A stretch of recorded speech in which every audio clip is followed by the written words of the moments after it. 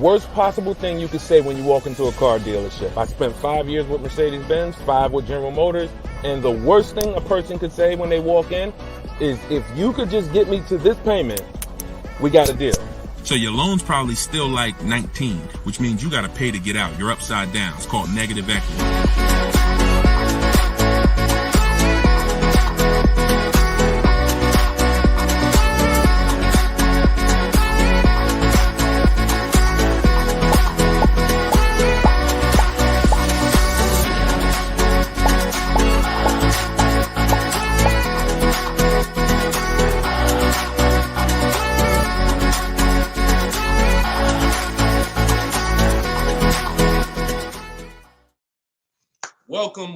Welcome to episode 4 of Car Shopping Questions and Answers. We are live on 4 platforms: Instagram, YouTube, TikTok, and Facebook. Okay, we already got people asking questions on TikTok. As you come in, we do these shows at 12. Hold on, I want to give my camera time to focus because I'm doing a lot of moving. We do these live shows, it'll focus in 1 second, at 12 p.m. and 3 p.m. Eastern time. Hold on, I'm out of focus. There we go. 12 p.m. and 3 p.m. Eastern time. Now, we broadcast these shows throughout the day because a lot of people can't make the live broadcast. You want to tell your friends about it. If this is your first time with us, you've never been on a live with us before. Oh, wait, hold on. They're saying that hold on, can't hear. No sound. All right, hold on. Let's see. How about that? We're good on TikTok? Let me make sure we're good here on, give me a clear if we're clear on Facebook now. Give me a clear. We always got to do the housekeeping, y'all, and I need your help. Before we get busy, let me know audio is good. I see we're clear on TikTok. How are we on Instagram, on YouTube, on Facebook? All right, perfect. I see the thumbs up just came through. Okay, so this is episode 4. We do these live shows 12 p.m. Eastern time and 3 p.m. Eastern time. So you'll see the broadcast throughout the day, but if you want to actually be live with us, then you want to join us on any of the 4 platforms at one of those 2 times: Monday, Tuesday, Thursday, and Friday. So we are live. My name is Deshone the Auto Advisor. I am the author of the digital book, Cars from Home, 7 Steps to Saving Time, Money, and Avoiding Dealerships. You can get your copy for 75% off during the show over the next 30 minutes in my TikTok bio, in my Instagram bio, or I'm going to put the banner up here. You can go to deshonesbook.com. We have a link in the comment. We have a comment link in the comment section. So I want you to start typing your questions. We get very, very busy. Have your notes ready. Be ready to unlearn what you've learned about cars, because we get below market deals, and that should be your only mission when you are car shopping, is to get below market deals. All right.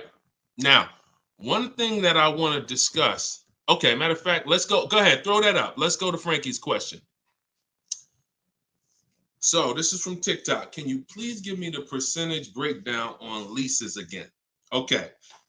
The 1% rule has been around since probably before I ever even got into the car business. The 1% rule says that if your lease payment is 1% of the MSRP, or less, you stole the car.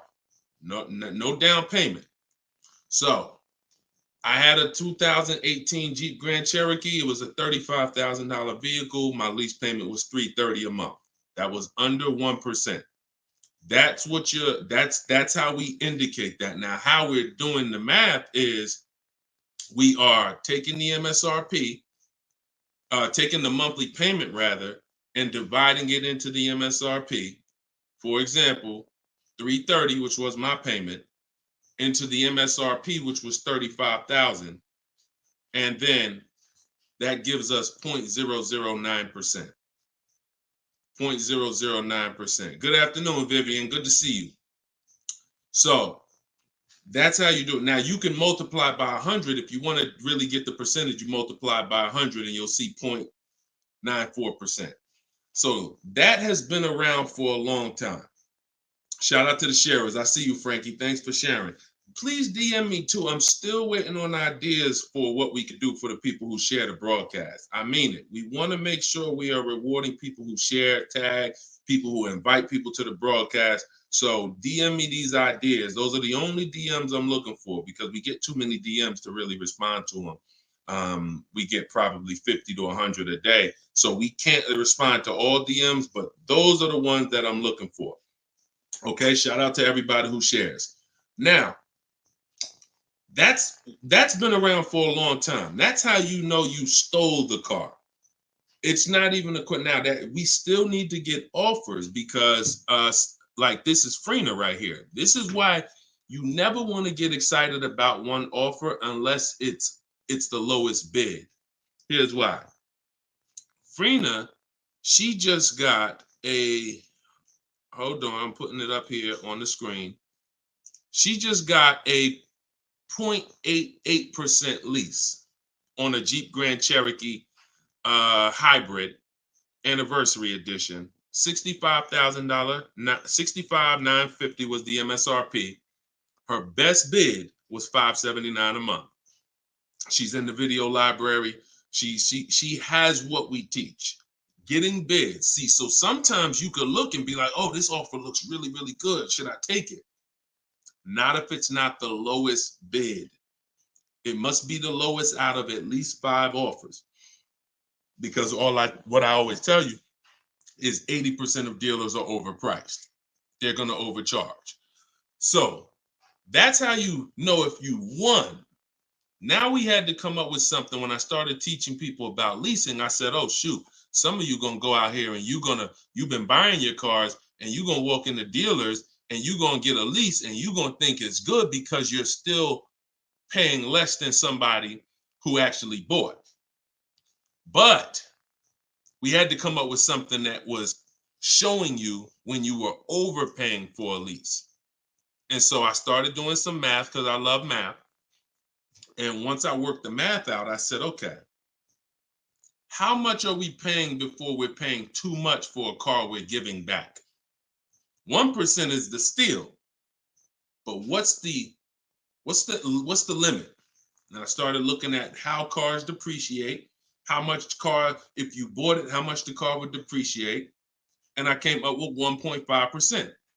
So when we look at the same vehicle that is, let's say a $40,000 vehicle, for example, 1% is $400 a month or less.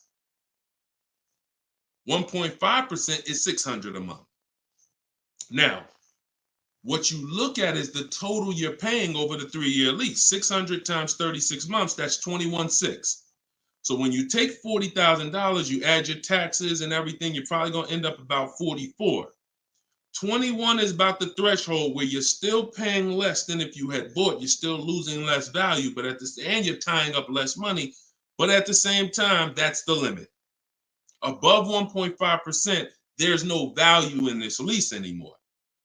And that doesn't mean we go buy the car. That means we look at competitors because competitors do offer more aggressive lease pro. Every single vehicle, you guys, and there's over 400 of them, has a different lease program.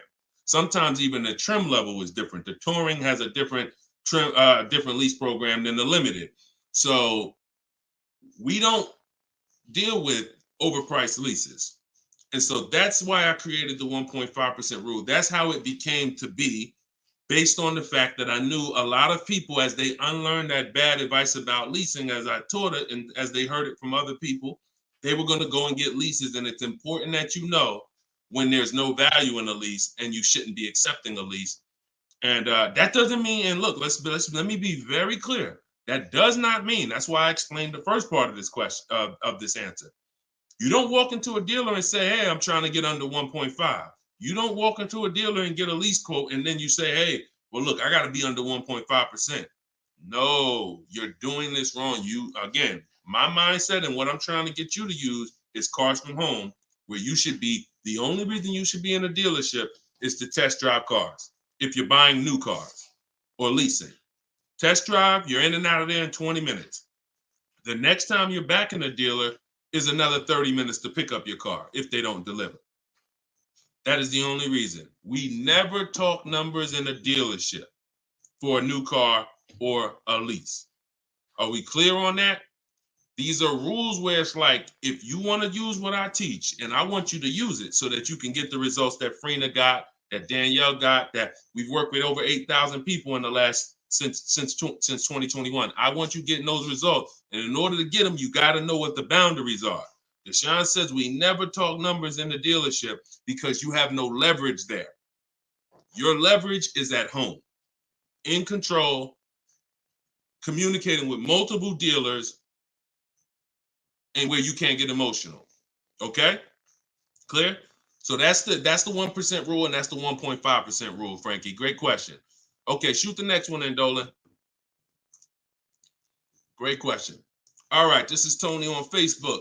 And remember, look, y'all, we are live right now. So some of you have seen the rebroadcast, and you're like, Deshone, okay, this is 3 p.m., 12 p.m., we're live. Okay, so this is the time to ask your questions. You're not watching the rebroadcast, and this is also the time to tag a friend and make sure they're here so they can get their questions answered. Shout out to the sharers. And could y'all keep tapping the screen on TikTok and running those likes up? This gets TikTok's attention and gets more people over here because we got to do this together. All right, Tony from Facebook says, hi, my lease is up in a month. I wrote to get 3 quotes from dealers. I only got 1. That's normal. The other 2 are taking their time. That's normal. I have a third-party restriction. Should I wait for the other 2 quotes or just run with the 1 quote? I never run with a 1 quote, and I get 5 quotes. So you're mentioning 3. I never mentioned 3. 80%, again, a lot of what we're talking about, y'all, is math. I'm unfortunate where I have the data. I got probably 5,000-6,000 people who have my book. We probably got close to 2,000 people in the Cars from Home library in my coaching program. That's a lot of data to prove that it's 80% that are overpriced. That's 4 out of 5.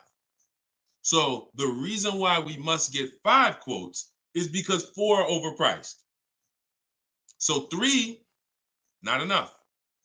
Now, if you're doing this manually, this is still easier than you walking into a dealer doing it by phone. But at the same time, I do online. I go to their website. We are connecting with dealers through their website. You don't want to do this with third-party websites that say, hey, we could connect you with multiple dealers. You don't want that because now they're trying to sell your information to the dealers, and this is not what you want to do. You want to create a Gmail account specifically for shopping. We go to 25 dealers' websites. In my book, I link you to all the dealers so that you can just put in the zip code, and then it'll pull up all the dealers around you for every brand. But you can do this yourself. You can go there and you can actually you go to each dealer's websites. We do a copy and paste message. I have a template that I use that the people who follow my stuff use. And the template tells, you need to tell them exactly what you want and what you're open to. Colors wise, this is why we build our car. We always build our car, go to the website, build the car, because we tell them exactly what we want and what we're open to. This takes us 20 minutes to contact 25 dealers online, copy and paste. We're telling them what we're looking for. Hey, these are the colors I'm open to, blue, black, or silver. These are the trim levels I'm open to, limited or touring. We're telling them this is these are the package. These are my must-haves. I need the big sunroof. All of that has to go in to it's not that you're not car shopping online. You're just now you're car shopping against people who their job is to make money. And so if you don't have what I'm telling you I've responded to hundreds of internet requests when I work for the dealers. If you're here for the first time, type a 1. If this is your first time ever being on a broadcast with us, type a 1. I want you to know a little something about me. I was inside car dealers for 14 years, responding to these quotes. So The reason why I'm giving you the exact strategies is because I know there's so many things that you're not trained to give the dealership that they need. They can't give you a quote without it. They can't shop correctly, without it. Okay. Shout out to the first time people. Could everybody type welcome to the first time people? If you've been on here before, type welcome to the first time people. Now, once you give them that information, you're copy and pasting that. Copy, paste, copy, paste, copy, paste. You're doing that with 25 dealers. And then that creates the conversation to see where the dealers are actually coming, where the deals are coming from. But you need to see who has a car first. You need to see who has a car first. So, you're talking about selling the lease. Okay, you're earlier in the process. Understood, Tony. Okay, perfect. No, just talk to another used car manager. And, you want to have conversations because your car is worth different things to different people. You need at least 3 for that. You're on point. Yes, 3 quotes for your lease buyout. For your old car from 3 different used car managers. And if the 2 are not getting back to you, then just move on to other ones. But be aware, you should be using those values you got online from the online buyers to see if you have equity, because not everyone has equity. The whole purpose of the equity assessment is to make sure you're not leaving any money on the table. That's the purpose. But there's no guarantee. Many people have turned their leases in not knowing that they should have done an equity assessment, and then the dealership sitting on $2,000, $3,000, $4,000, $5,000, $6,000 that they didn't know about. That's what we want to prevent. So if you do those offers and you see you have $3,000, $4,000 in equity, now that's when you bring it here. If you do those offers and you're at a break even or $1,000, then that's not always worth it, because those used car managers are not going to match the highest offer. So be aware of that. But if you have equity there, then 3 used car managers, that's how you make a move. Okay? Fight for your money. This is your money. If you end up making $1,500 out the deal even, and it took you 2 hours, where do you make $750 an hour at? $750 an hour. So this is your money. And if you don't fight for your money, someone else will definitely cash the check. All right? Tyler said, send the next one in. Tyler said, F&I director here in Houston of 2 large stores. Your content is great. I appreciate you, Tyler. This is the 20% right here. See, the 20% can always admit when we're doing something to help the market. The 80% will come on here and be like, oh man, this guy couldn't make it in the car business. Now he's teaching. All right, go ahead. Shoot the next one up, Dolan. This one's from Facebook. What's up, John? Instagram, y'all not typing enough questions. And Instagram, just so you know, the easiest platform to share on is Instagram, because you hit that little arrow, it looks like a paper plane, and it'll let you go down your Instagram friend list and send this broadcast out to probably 10, 15, 20 people. Okay? Don't cheat your friends. All right? Shout out to the sharers. John from Facebook says, is it hard to purchase with a charge-off on credit 3 years old? So everyone who has credit issues should be following Shonda Martin. She's on all the platforms, Road to 750 plus. And you should be working on getting your credit to the point where you can qualify for the best programs. And you don't need an 800 credit score to qualify for the best programs. You usually need close to 680, 690 will usually qualify you for most tier 1 leases. Now there are some cars that have super tier where you tier A1 plus, but that's not most leases. That's not your standard everyday cars that most of us are leasing or buying. So the question is, the answer is, if you don't need a car, then you should be working on your credit. If you need a car, then there's nothing you can do. You need to make a move. And so I recommend a company like Limbuzz. We're always going to give the dealer a chance to match or beat our offer. So whoever we end up buying our car from, some of you have been taught never let the dealer participate. That's costing you money, because the dealer has 7, 10, 12 banks on their end. Now, if they're trying to beat and earn your business, now that's a winning position. See, check this out. When you have a finance manager who's saying this about you, what's the highest interest rate you think they'll pay? What's the highest payment you think they'll pay? That's a bad position to be in. That only happens when you have no leverage, you haven't shopped, you haven't come in with an offer, and now they're trying to see the highest interest rate that you'll pay. We're not doing that. You're doing it our way, which is we're going to have we don't let anyone touch our credit until after we find our car. Now, once we find our car, get our best deal through a bidding system. Now we're going to take that purchase agreement, that's a receipt. Yep, I see the questions coming in on Instagram. We got you. Hold on, Atlantis. Once you see the long form receipt, now you take this home, and this is when you're going to contact your bank, your credit union, the online lenders. You're going to go online lenders, online banks, online credit unions. You're going to let all these people have a shot at your business. If you do this within a small window of time, if you do it my way, it only take you 2 days. This is going to weigh on your score the same as one hard inquiry, because this is something called rate shopping. This is not going from dealer to dealer, getting turned down or putting in applications and nothing like that. This is how you rate shop correctly. I call this the bank bidding war. When you get my book, I also send you the bank bidding war blueprint.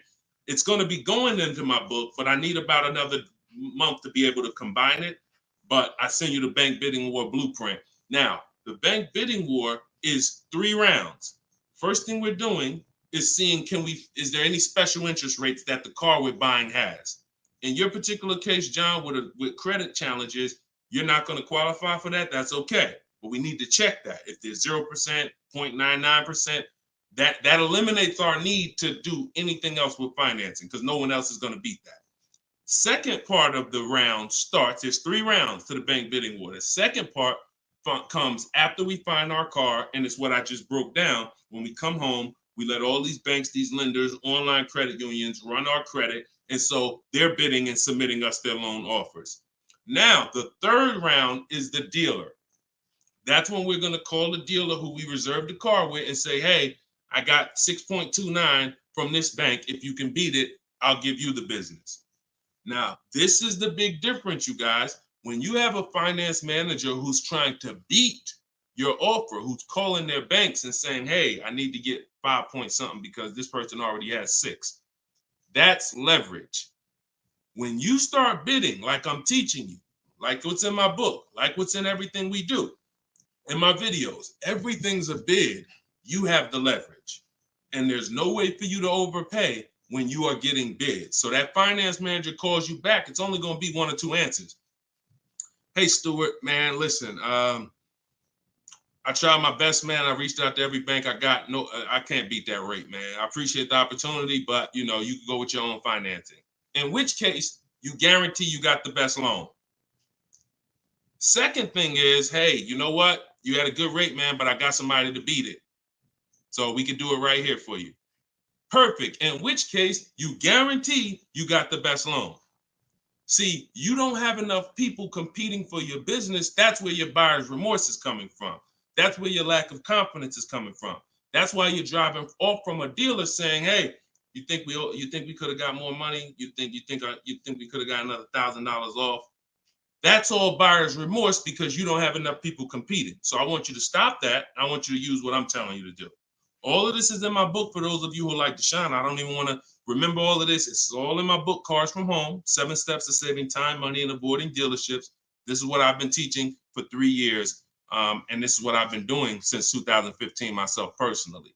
So you can get your book for 75% off. Cue up the next question, Dolan. Oh, John, in your case, though, when you get that buyer's order, you would be reaching out to Limbuzz. So after you find your best car deal, you would be reaching out to Limbuzz and seeing, what their rates would be for you. And then you would be going with, still giving the dealer the opportunity to see if they can beat it. Because once a dealer knows you got an approval already, they kind of have a little more leverage to be able to see if they can beat that approval. But in any case, even if they can't, Limbuzz is pretty generous.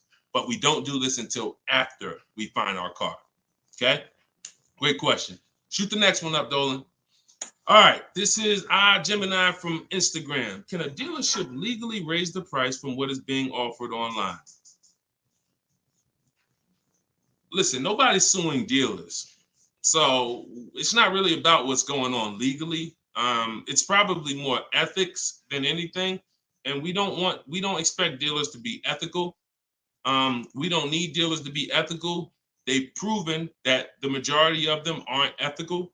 So when you're not ethical, you walk the fine line between breaking the law and not. You walk that gray area. You know, yeah, I overcharged you. I know you could have paid less, but I know, yeah, whatever. But I know I could have sold you the car for less. But I'm gonna tell you that this is the best. Like, all of this stuff is unethical, but it's legal. So when it comes to what we're doing, our job is to protect ourselves. And you can't go into a car dealership expecting them to protect you. You can't go into any business transaction expecting the person you're negotiating against or the person who's selling you a product to protect you. That's why we exist, because there's no one out there. If it hadn't been done, you'd been good. If there were, even if the I think it's the Federal Trade Commission or whoever regulates businesses were stepping in to protect the public, then we wouldn't have a need for what we do. But that doesn't exist. So it's on you. It's buyer beware. It's you protect yourself. And so I provide the tools for everyone who wants to take action to protect themselves. All right? But no, we don't expect dealers to do anything other than what they've been doing. Go ahead, shoot the next question up. Let's roll. All right. Why shouldn't a person focus just on monthly payment, monthly car note? Okay, good question. Hold on. Let me make sure I can see Instagram. All right, so this one's from Instagram. Promise Tammy said, why shouldn't a person focus on just the monthly car note amount?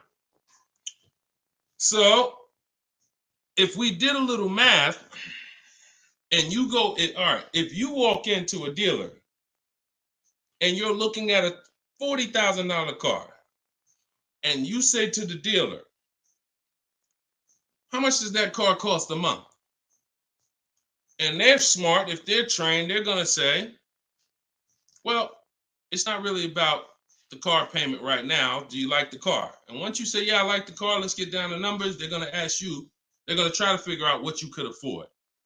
Like, what's the most you could afford? Or I can't afford any more than $450 a month. Now, some of you know every $1,000, every $5,000 on the purchase price of a car is how much per month. Some of you know. I know we got a lot of new people on here, but for those of you who've been tapped in with us, how much is every $5,000 on a car loan? So, and the reason why I give you guys this parameter is so when you look at that $40,000 car, thank you, Frankie, got it. You should automatically know every $5,000 is about $100 a month. Yep, you got it, Michael. All right, I see you. We got people tapping on every platform. Good job, Carmelo. So the reason why, see, those of you who focus on just the car payment, you are some of the people who the 80% of dealers are going to manipulate the most and make the most money on. Because when you come in, if you don't realize that that $40,000 car is in no way close to $450 a month, now you have someone who's going to try to manipulate the loan to make that car $450 a month somehow. Now, it's usually going to end with you having a super long loan. So I've had people come to me years ago, friends that would say, Deshone, what you think about this deal? I say, man, let me look at the paperwork. And I see, man, you know the loan is 96 months? Nah, man, I didn't even know that. Yeah, the loan is 96 months. What is that, 8 years? 84 months is 7 years, 96 months is 8 years. So you're out the door at an 8-year loan. Now, I'm not going to assume you know why that's bad. So I'll say that an 8-year loan leads to too much interest, and it's what it is, because if they got you an 8-year loan, it's certainly at a high interest rate, because banks know that those loans, people who need 8-year loans are risky. People who need 8-year loan, they got to protect themselves because typically the car may have problems in the long run. When you go down, see the whole point with a shorter loan, 5-6 years. Some people want to be conservative. You take 4 years, but you want that car paid off by the time maintenance comes, by the time repairs start being needed, because cars need repairs every now and then. So you want the car paid off. They know that if we give this person an 8-year loan, typically they're probably gonna have issues around year 7, year 6, even depending on the age of the car. So the length of loan, I teach something called the rule of 72 and the 10th birthday. I will not in any way co-sign anyone getting a loan longer than 72 months, which is 6 years, because we don't have, see, what's the longest loan, a mortgage that any of you would take? Let's keep a real fast dialogue going. All of this is to really answer the question that Tammy's asking, which a lot of other people have. So we need to indicate why this makes a difference. The longest mortgage most of you are going to take is 30 years. Mortgage. There are 40-year mortgages available. There's 50-year mortgages available. No one on here said, yo, I do a 50-year mortgage. Why? Because we already know inherently anything longer than 30, that means we can't afford this house. That means we're looking at the wrong house. So we had to make sure we created boundaries so that you understand, okay, if I got to take a loan longer than 6 years on a car, that's telling me I can't afford the car. So once I get my best price, I should already be able to afford that car with a 6-year loan or less. And I combine that with the 10th birthday. So when you look at your car, you should have your car paid off by the 10th birthday. You're taking a lot of risk if you got a loan on the car past its 10th birthday. A lot of the times I was in a dealership, people came in with problems, big repairs, and they still had car payments. Car's 10 years old, 11 years old, and they still got car payments. You could run the risk of being in trouble because that car could be in the shop. Some of you have experienced this. Car's in the shop, and you still got a monthly payment due every month. Now, this is disaster, and that's what we're trying to prevent. That's why we don't focus on the monthly payment. When we're purchasing a car, we are only focused on the price of the car. We need to, before we even think about monthly payment, how about this? We need to make sure we're getting the car for the lowest price possible. Because some people go in and like, hey, the car's 40 grand. Well, what if another dealer will sell it to me for 35? Once I get the lowest price, then I'm concerned with what my monthly payment is going to be.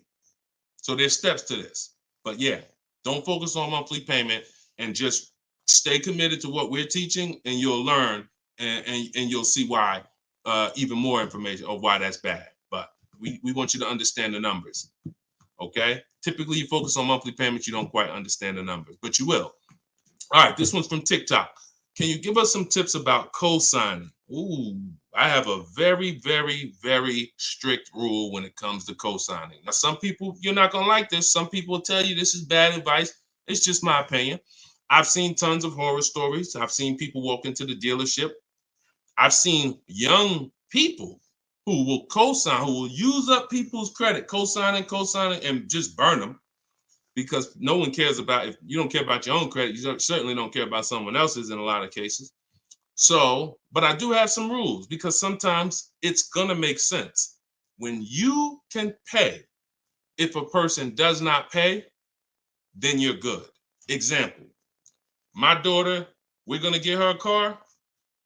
I'll co-sign only if I can pay the note if she doesn't pay. So let's say she's working, she's paying X amount per month, I'm co-signing, but if for example, she loses her job, anything happens, I can pay if she doesn't pay. That could be for the spouse. If they don't pay, I will pay it. As long as that's the rule, then you're protecting yourself, because where you get in trouble at is if you can't pay, if they don't pay. He told me he was going to pay it. He's missed 2 payments. Your credit doesn't get, no, they don't care. So you got to be willing to say that. This has to be a person that I'm willing to pay if they don't pay. That means I got to have that type of relationship with them. Or if I can't pay, if they don't pay, I'm not co-signing, because I cannot depend on things that will go wrong. Life will happen. And then I'm sitting out here and my credit was 700, 750, 800. Now it's 620 because they missed 3 payments and I'm struggling to get this car back from them. Okay? Those are my hard rules on co-signing. I don't deviate from them. And those are typically rules that if you follow them, you're going to be safe. Okay? All right. Shoot the next question up, Dolan. Diana said, my brother asked me to co-sign. I told him, hell no. Listen, that's it. Listen, people will ask you to co-sign quick as, listen, people will ask you to co-sign like they just asking to borrow sugar. Hey man, can you co-sign this loan for me? No, listen. It takes a while to build up great credit, and it takes seconds to destroy it. Nicole from Facebook said, are you able to negotiate third-party restrictions in a new lease? So these are 2 separate things. The third-party restriction is the selling of the old car, not the new lease. We're not mixing these 2. So we're going to, the people who work with me, you're selling your old car independent of the new deal. The new lease is its own transaction. We split everything we do into separate transactions. See, the car business has taught the public to give them up to 3 transactions. Buying a car from them is 1 transaction. Getting a loan from them is a 2nd transaction. Letting them buy your old car, which you call trade. We don't use that word. That's 3 transactions. There's money in each transaction. There's money in each. That's why there's companies that only want to give you loans. They don't sell cars. There's money in loans. There's companies that only want to buy your car. They don't care about selling your car right now. There's money in buying cars. So you need to separate these transactions if you want to maximize each. There's no way for you to save the most money without maximizing and looking at each part of your deal as its own separate transaction. So if I have a third-party restriction, I'm doing the equity assessment. A third-party restriction is, some of you have leases. We always need to see if there's any equity in our lease before we return it to the dealership. If you have returned your car to a dealership without doing the equity assessment, you don't know how much money you've left on the table. Because if there's $2,000 or $3,000 of equity in your car, the dealer's keeping that, and that's their money. So, or the bank's keeping it when they sell it, that's their money. It's probably the dealer will find a way to buy it, and it's their money. So when we look at an equity assessment, we're going to do it at all times. Now, there's no guarantee we have equity, but we want to guarantee we're not leaving equity on the table. And so a third-party restriction doesn't mean you can't sell a lease. Who didn't know you could sell a lease? Type a question mark. If that's new to you, this is your first time hearing this, you've been leasing, and you're like, Deshone, I never heard about selling leases. I had no idea this was a thing. Type a question mark if this is your first time hearing that you could sell a lease. Okay. Fish Guy Rodney. Okay. See, so more information is coming out. Okay. Fairy Godmother. Okay. Emil. Okay, I'm sorry. I just tore your name up. Sorry. So as you change Shamir on Instagram. So when we look at this, we got to see that the things that we don't know cost us money. So now it's like, once they saw people, because we helped out probably thousands of people in the pandemic sell their leases, used car values, resale values were crazy. So we had people making $5,000, $10,000, $12,000 selling their leases. I sold my Jeep Grand Cherokee lease. I made $8,900 after I drove it for 42 months because I extended the lease and then I sold it. My mother, she drove her car. She made $10,200. Now those numbers don't exist anymore because values have come back down. But there's still people who are going to make 3, going to make 2, going to make 4, depending on your car. Now every car doesn't have equity, but when it comes to the third-party restriction, they don't say you can't sell. They limit who you can sell to. You must sell to a local used car dealer. I mean, to a local dealer of the same brand. So if you have an Audi, you must sell to an Audi dealer. We are still going to get bids. We're going to get at least 3 bids from used car managers at Audi dealers because your car is not worth the same thing to every dealership. Your car may be worth 19 to this dealer, 19.8 to this dealer, 21 to this dealer, which is why we must get bids. Y'all gonna hear me say that word. Your favorite word, if you stick around and you use what I'm teaching, when you start mastering my strategies, your favorite words are gonna be bids, multiple offers, because that's how we save all the money. So okay, so that has to be handled, Nicole, separately. The selling of your car, the who I'm gonna sell that car to, you find that person first. Then you go shop for your replacement car. And then once you go sign that deal, you sell the car, you do it the same day, and you maximize both transactions. Okay? And all of this, guys, shouldn't take you any more than 90 minutes. This is not something that's going to take you hours. See, my whole thing is to show you how to get great deals in 60, 90 minutes from home. That's why my book is called Cars from Home. 7 Steps to Saving Time, Money, and Avoiding Dealerships. You can all get a copy for 75% off for the next 30 minutes. Just go to my TikTok bio. You won't leave the broadcast. Grab your copy before that timer hits 0. The price goes back up to $97. Or you can go to my Instagram bio, or click it if you're on Facebook or YouTube. Go to the comment section and you'll see a link to deshonsbook.com and grab your copy for 75% off before the timer expires. All right, go ahead, Dolan. Shoot the next question out. Should I feel bad if I get 1.3? I'd only feel bad if I got 1.3 and if it was my only offer. If it was my only offer, or if I only got 2 offers, then yes, because I'm going to tell you why. I'm going to show you something. When I look at what I see, hold on. Okay, hold on. We saw Freener. Some of you saw Freener. That's 0.88. That's just ridiculous. 0.88. But look, Charles, he gets a Palisade. He's paying $48,000 vehicle. His best offer was $597 a month, 1.23. Now, look at what and sometimes people who are getting phenomenal, who are looking at cars that are super, super popular, they'll go a little further, and he reached out to 35 dealers. Now, I want you to pay attention. Some of you, the average person only shops 2 dealers. My strategy is I teach 25 to 5. But once you see my copy and paste system, which is in my book, I have a copy and paste system where we're on their website. You'll see that I could talk to another 10 dealers. It only take me 10 minutes to open up contact with another 10 dealers. We always use a separate email. Do not contact dealers from your personal email. I'm warning y'all.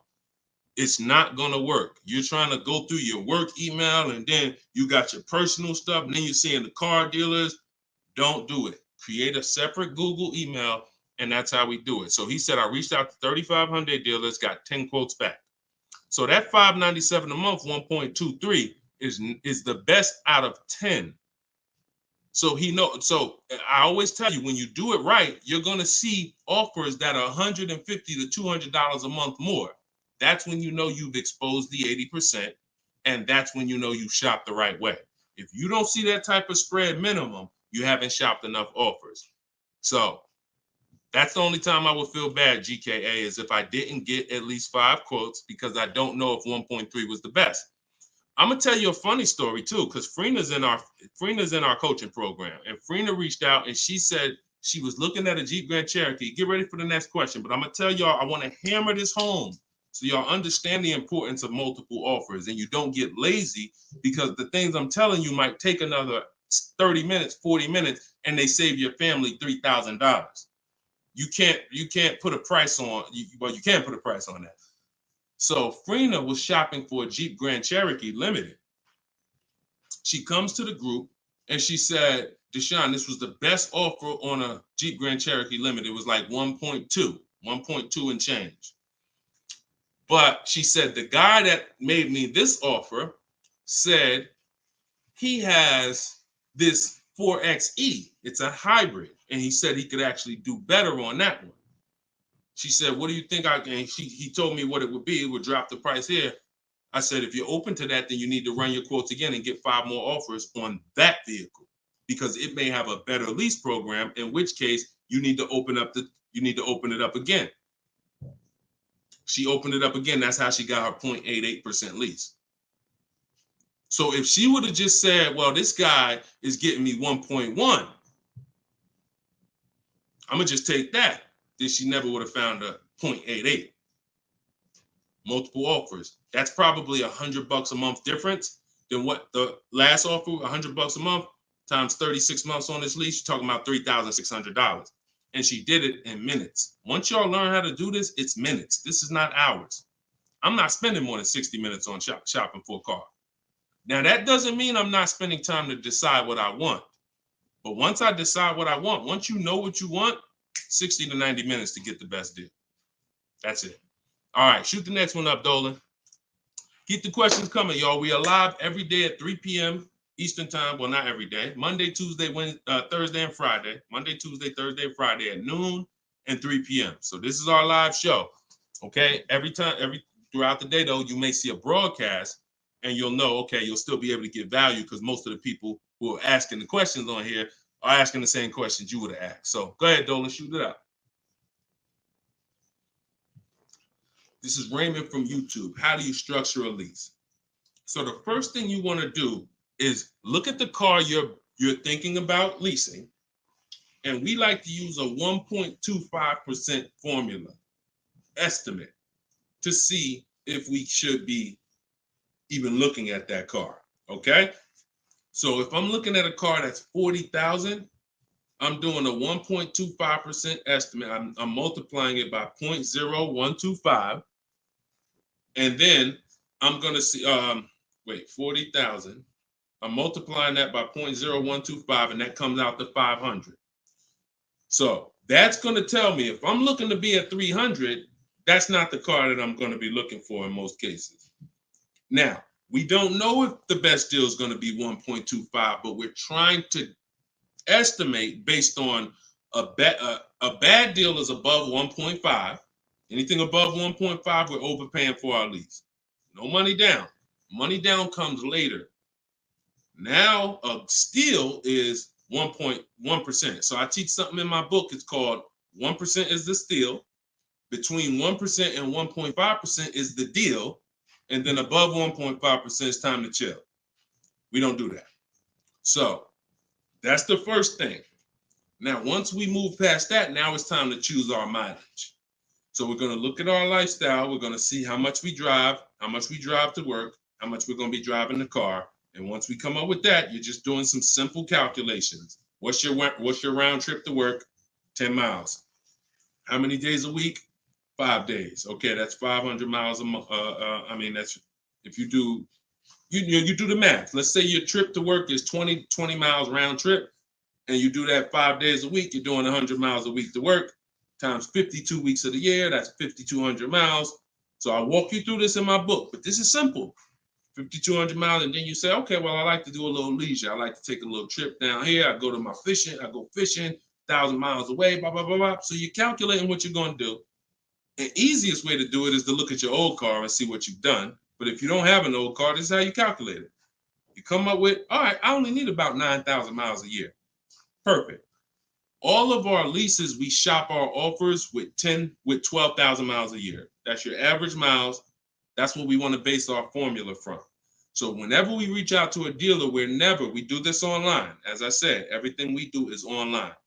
Once we do this, we're shopping multiple dealers and we're telling them work us up a lease quote. First month's payment total out of pocket. If you were on the last show earlier, we talked about we don't say down payment anymore. We say total out of pocket, TOP. Everybody who's clear on TOP, if you were on the last broadcast, type TOP. If you weren't, TOP is total out of pocket. That means only thing I'm giving you for this offer right now is my first lease payment, and I'm driving off. Total out of pocket. We're not saying down payments anymore. Okay? So now, we're structuring our lease with first month's total out of pocket, 12,000 miles per year, and that's how we're sending the offers out to the dealers. All online, all copy and paste. These are all templates I have, but I have templates where you just fill in what you want, blah, blah, blah, all in my book. There are links, there's templates, but if you're going to do it your way, that's fine, but this is how you do it. And you can sit in your computer and just copy and paste. And now you're looking to get 5 quotes. That is the mission. 5 quotes, and that's it. That's how we structure our leases. Once you're done and you get your best quote, Now that's when you adjust your mileage. So once you identify the best dealer, the winning bid, now you're going to say to that dealer, hey, can you adjust the offer to 10,000 miles a year? Can you adjust it to 18,000 per year? Can you adjust it to 25,000 per year if you're a high mileage driver? And you adjust it from there. But that's it. You do this over and over, rinse and repeat. Rinse and repeat. All right. Great question. Shoot the next one in, Dolan. All right. Shout out to the sharers. Thank you, Liba. I see you. Thank you so much. This one's from Preston on YouTube. What is the best way to finance a car out of state? It's no difference. It's really no difference. We're going to find the car. We're going to get the buyer's order. We're going to have them. Now, the thing about a used car, if it's a used car, we got to test drive the car. So what you may want to do is if you're picking up a car out of state, you may want to go there, lock up the car, grab a cheap hotel for the night, stay there, because you don't want to eliminate the bidding process. The bidding process is your bank, your credit union, online banks bidding, and then dealers bidding. The dealer who you get the car from, they're bidding against that. Some of you don't really understand how much money is in finance. On a $40,000 loan, 2 points on an interest rate could literally be $2,500. So we got to understand there's a lot of money in loans. So if I'm driving to pick up a car out of state, what I'm typically going to do is go test drive that car. If I like it, I'm locking it up with a deposit. I'm taking that buyer's order. I'm gonna go back, depending on how far it is. If it's 3 hours away, I'm probably not gonna drive home and then come back. Depends on you. I'll probably just post up in a hotel. You know, go do my financing online.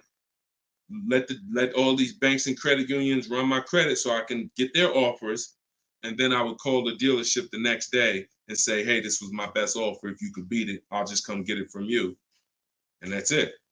I'll spend $50, $60, $100 on a hotel to save $3,000, $2,000 on interest on my interest rate. But everything else is the same. So we can't be scared to go out of state. If many of you who are using what I'm teaching, you're going to see. Look at Eddie. Who was Eddie who drove? Hold on.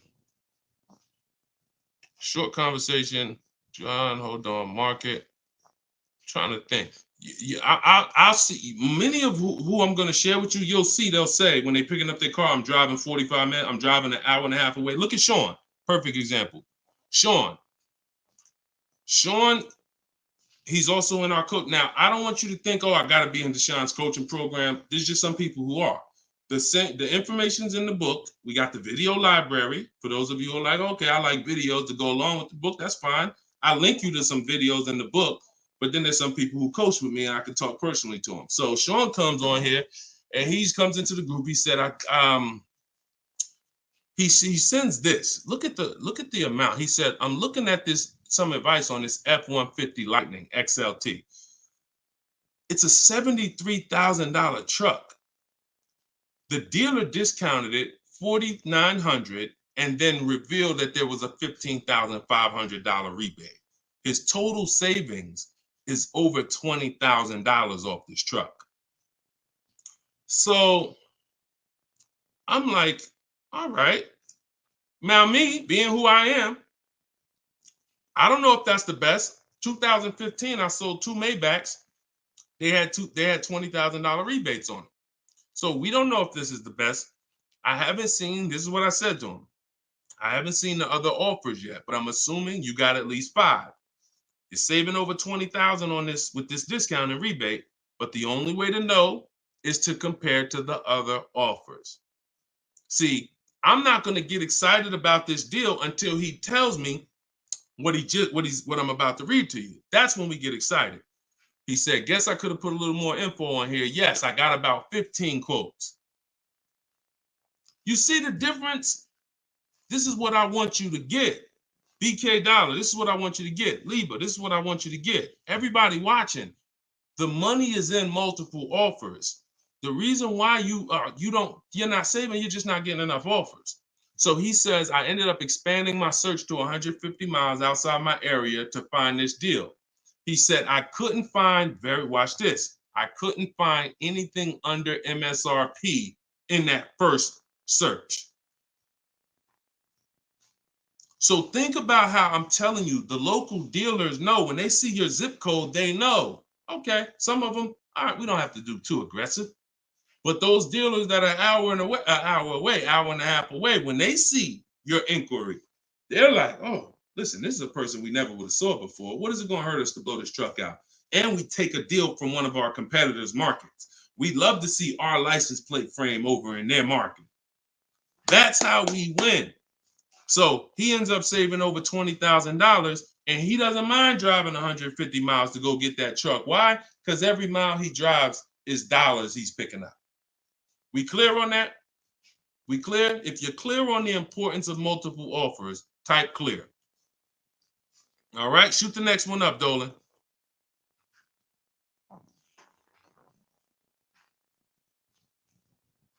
Okay, this one's from Instagram. Atlanta's Black Gabriel, or Gabrielle. I think it's Gabriel, my fault. So, in the market for a new Chevy or used Chevy Malibu, what's the best route, leasing or financing? How many years are you keeping the car?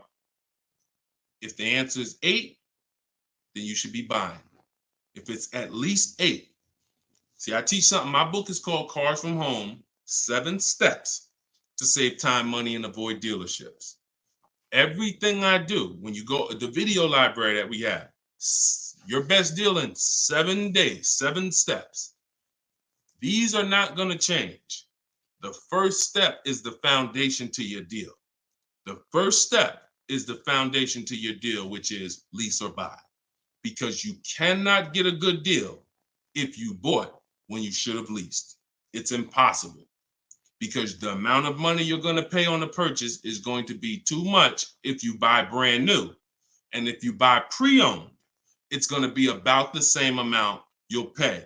So when you buy, if you're not keeping your car 8 years and you buy a used car, 3-4 years old, and then you trade it in 5 or 6 years, you're going to pay the same amount or even a little more than someone who got a great lease deal and drove brand new vehicles. So it's all about how many years you're keeping the car. If you're keeping the car, if you're like Deshone, there's no way I'm keeping the car 8 years. That's not my style. Then you should be shopping from this day forward for aggressive lease deals. Now, once you find a car that you love, or if your spouse says, you know what, I don't switch cars like that. I keep a car 8, 10, 12 years. Then we purchase for them. We're going to purchase. But for those who are not keeping their cars 8 years, you are losing thousands and thousands and thousands of dollars not leasing cars. Thousands, thousands and thousands and thousands and thousands. All right? That's the 8-year rule. It's the most important question. It's the first thing you ask when you are car shopping and you're ready to car shop. How many years am I keeping this car? 8 or less, we lease. Less than 8, we lease. More than 8, we buy. That's how we avoid the depreciation. So go ahead. It's a hard rule. You want a follow-up question to that, or anybody want to? Because I know some of you are like, Deshone, I was taught never lease. Whatever. You want to follow up to that question? That's perfectly fine. But that's the rule. And it's the rule based on money. I've seen thousands of scenarios, and I spend years and all my time shouting from the hills so people could understand how much money they're losing by not getting good lease deals or not leasing at all. Okay, go ahead, shoot the next one up, Dolan. Okay, this one's from TikTok. All right, Peyton. Do dealerships finance used cars too? Yeah, sure. Absolutely. But we don't finance, dealers are our last offer for financing, never our first. So what you should do is you should go watch the replay from earlier, episode 3. This is episode 4 of Car Shopping Questions and Answers. We do these lives Monday, Tuesday, Thursday, and Friday, 12 p.m. Eastern time and 3 p.m. Eastern time. For those of you who are like, because I want you to be able to tell your friends. Today, some of you are going to run into people who are car shopping. You need to be telling them, hey, you got to check this guy, Deshone the Auto Advisor. He does this show, live show, 12 o'clock, 3 o'clock, Monday, Tuesday, Thursday, and Friday. But you want to watch episode 3 where we went into detail about how we don't find it. In fact, earlier, I think we talked about it early on this episode. Your financing should be independent from the dealer. The dealer should be your last offer for financing. Because what you're asking for, that's 2 transactions. You're giving them 2 transactions of business. You're giving them the purchase of a car, and then you're giving them the selling you of your loan. So what we do is we separate these transactions and we get bids for each. So the only way I'm dealing with a dealer, the only way you're going to be dealing with a dealer is if they've won the bid, which means if I'm looking for a used car, you won the bid out of all the used cars. Like, all right, give you an example. This is Vincent. Vincent got a 3-year-old Lincoln Corsair, premium trim level, under 45,000 miles, clean Carfax, inspection, all from the comfort of home. I'm reading what he put in our group. He was targeting to find a discount of 30 to 35% from the MSRP. This is something that no one is teaching you guys about what you need when you're purchasing a used car. If you're going to be purchasing a used car in the future, or your next car, or if you bought a used car in the past, type the letter U. Type the letter U. If you're going to be purchasing a used car, or if you have purchased a used car in the past, I'm about to give you something that you have never heard before, but it is no way for you to know you got a great deal until you start talking the way Brandon talks here. You notice he said 30, he was targeting to find something 30 to 35% from the MSRP. In order for us to know, I see you, Shelby. I see you, Emma. I see you, Katarina. I see you, Raymond. Okay, perfect. Atlanta's Black Gay. All right, a lot of people. Okay, so when you are shopping for a used car, let me tell you a story, give you an example, all right? So I was shopping for my pre-owned Infiniti truck 3 months, a little over a year ago. I narrowed it down to 3. Now, I narrowed it down based on title history, service records, accident history. We talked about this in the last episode, episode 4. Title history, service record, episode 3 rather. You can see it on YouTube. And if you're on YouTube, please make sure you subscribe and please hit the like button. It matters because that shows the algorithm that we talking business over here, that more people need to be here. So when I narrowed this down now I get to, like, I think I narrowed it down to my top 4. They were all white. They were all within 30, they're all within $1,500 of each other. Now, here's the problem. This is where it gets complex for you. Because I'm looking at one that they're asking 30,000 and change, one they're asking 31,000, one they're asking 31,800. You know, they're all within $1,500, $2,000 of each other. Similar miles. On the outside, they all look similar. Without knowing, I created something called the true value percentage. What is the true value percentage? It's not what the website says is a good deal. It's the percentage off of what the vehicle was when it was brand new. So I pulled the window sticker for each of these vehicles.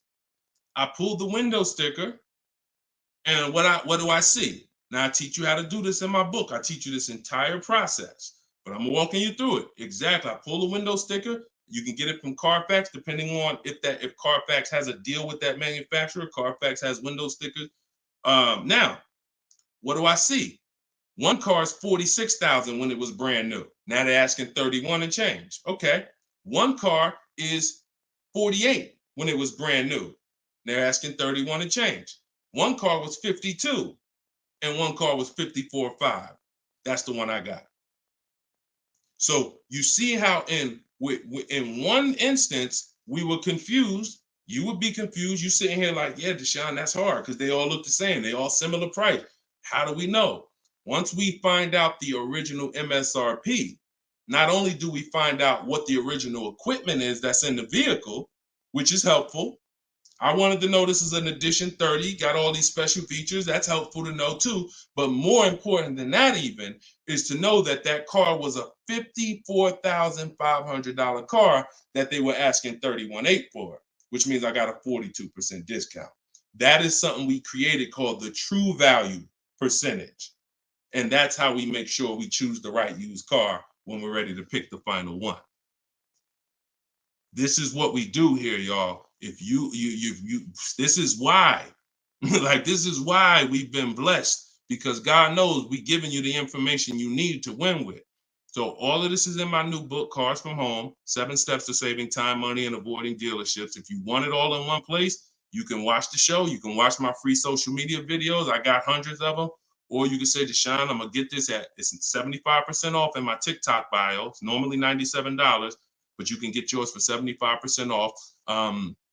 And you can get in my Instagram bio, or if you're on Facebook or YouTube, click the comment section and click that button that says Deshone's book and get you 75% off for 30 minutes. After 30 minutes, price goes back to $97. So, all right, but that's the true value percentage. And these are the things that we never buy a used car ever without looking at the true value percentage. So when you saw what he said when he bought that Lincoln, as he was targeting to get something 30 to 35% off MSRP, and he ended up getting one for 43%. So that's what you need to know. Go ahead, shoot the next one up, Dolan. Great questions today. All right, Raymond on YouTube. Does it make sense to buy an existing lease? So when you're buying a lease, all you're doing is buying a used car. That's how you got to look at it. It's a used car. It's just, it may be your car. If you're buying your lease out, it's a very different. See, what I see most times is people want to buy their lease because they don't know how to shop. Because there's deals out here. We've been making deals since the pandemic. I started our video library. We started that in 2021, November. Middle of the pandemic, when people were paying ridiculous prices over with the 80%. They were cashing the biggest check they've ever cashed in their lives. Like in their lives, they were like, and we were getting deals all since then. Felicia came in. She was our first person in our program who got a BMW. She saved $1,950 January 2022. And so we when you get bids, you reveal. That's why we don't pay attention to nothing out there. I don't care what anyone says, what any dealer says does not matter to me. That does not matter, because I know that if we got deals all through the pandemic, oh, forget it. That's why this market, we're killing it even more. So, you know, if you're buying your lease because you're keeping it another 8 years, you say, man, Deshone, I used to lease, but you know what? I really want to buy something that I could keep for 8, 9, 10 years. Then sure, buy the lease. But if you're not doing that, then you're moving from a lease mindset, which is I'm driving great cars, brand new cars, always under warranty in most cases, latest and greatest features, low payments, pennies on a dollar compared to people buying. That's a whole value system. That's mindset right there. These are the people who are shopping for a lease. These are the benefits of leasing. And then you're moving and saying, all right, I'm going to buy a used car now. Very different, very different. So you got to be, you have to have had a change in mindset and goals to buy your lease and buy a used car. And it's what I see most times is people just don't know how to shop. When you use what I'm teaching you to shop, get 5 offers, you're going to see there's deals everywhere. Everywhere. Go ahead. Shoot the next one up, Dolan. You can't pay me to negotiate your lease because I do this in 90 minutes and I'm teaching you to fish. You know, I've had people who used to buy cars from me. Hold on, keep that question up from Nicole, but I saw this person on TikTok. I'm not in the business I'm in the business of teaching people how to fish. So, you know, because what happens is you're building a trust in something. Like if you're not willing to learn what it takes to do this in 90 minutes from home, like I'm teaching you, then you are the same type of person. That same mindset will lead you to go into dealers because you're just lazy and scared. Now, I'm not saying that's you. I'm warning you to not let that be you. I'm warning you you can't pay me enough. I'm not in that business. I'm in the business of helping people all around the country. It don't matter what you pay. Of course I don't think you would ever even ask me to work for free. I'm telling you though, that's not the business I'm in. Because we can help thousands of people all around the country, but you're not realizing that your transaction is a 5-figure transaction. There's nothing else in this world that you're going to give that type of control. If you were going to start a business and it was going to take a $30,000 decision, $30,000 of your money, would you ever be looking and saying, oh, could you do this for me? You see, we do things with cars because we've been programmed to do them with cars. Car dealers have made you so scared that you've been programmed to do something, but you never do it with anything else. You never do it with a house. You wouldn't say, hey, could you just, I'll pay you to get my house for me. I'll pay you to, start this business for me. No, it's only cars. So when you realize that this stuff is easy, that old way of going into dealers and going back and forth, see, you're thinking of the old way. You're thinking, oh, I need somebody to tag along with me. Yeah, I got Deshone sitting over there next to me. I wouldn't be there because I'm at home. Where you see me at, this is where you see me at is exactly where I got my Infinity truck. I just told you about the deal. Where you see me at is exactly where I get my cars from. I sit right here, and all the people who got my Cars from Home book, who are in the Cars from Home video library, they're all right here. Some of them in the airport buying cars. Some of them at their desk at work making deals on cars. Nobody who's learning from me is in a dealership making deals on cars. So that's the old way. And if you think that you got to unlearn that or you can't win with me, you got to scrap that. I know it's painful. I know it sucks. I know it makes you feel like you're a loser. But that's what I'm telling you. Scrap that joint and do it my way. And when you do it my way, you're going to be like, oh, shoot, man, how the heck wasn't I shopping like this years ago? All right. So now Nicole on Facebook. Do you shop or negotiate differently for a car that is low in inventory or shortage? No. Now, the only difference is, let's say, and this is the reason why we connect with 25 dealers. See, in my book, I said we use the 25 to 5.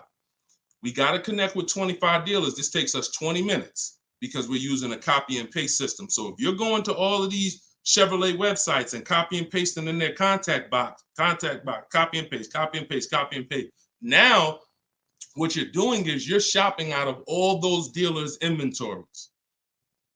So if you only do this with 4 dealers, then you only see one dealer who has a car. And they're like, oh, well, we it doesn't seem like it's a lot of these cars out here. That's why we're connecting with 25. You saw Sean, he connected with 35. And so when we connect with these dealers, we're not just doing it to get bids. That's one reason. But we also know out of all these 25 dealers, probably 10 of them have a car that matches what I would want. And then I'm going to get 5 to 7 offers. So now let's just say we're at a mid period where the 2024s are sold out and the 2025 hasn't come in yet. Now what's going to happen is all of those dealers out of the 25, maybe 2 of them have a car, and they're going to tell you, you know what, you really need to order it. That's not because it's a low inventory. That's because you're usually in between model years, and the old one has sold out, and the new ones, they're waiting for it to come in. But it doesn't change the way we shop. And sometimes we will order. If I'm purchasing, I'm more likely to order because I'll get bids, and then I'll take the car. But if I'm leasing, we're less likely to order because we don't know what the lease program is going to be. See, I could get a dealer that discounts the car for me $3,000. We had a person in our group, and they were getting a new BMW X4, the X4M, like the performance edition. We had a dealer, their best bid, the dealer was taking off $3,000 off MSRP. So, but the lease program is what we didn't know. And once the car came and they put the lease program on it, we saw that it was over 1.5%. So even at that discount, wow, we saved $3,000. Now, if she was purchasing it, that's a win. $3,000 off, beat everybody else. So I don't mind ordering if I'm purchasing. But on a lease, I'm less likely to order because I don't know what the lease program is going to be until the car gets here. Okay, but yeah, that the process doesn't change. It just we have little caveats based on on low inventory. Okay, process is the same. Nothing changes our 7-step process. Nothing.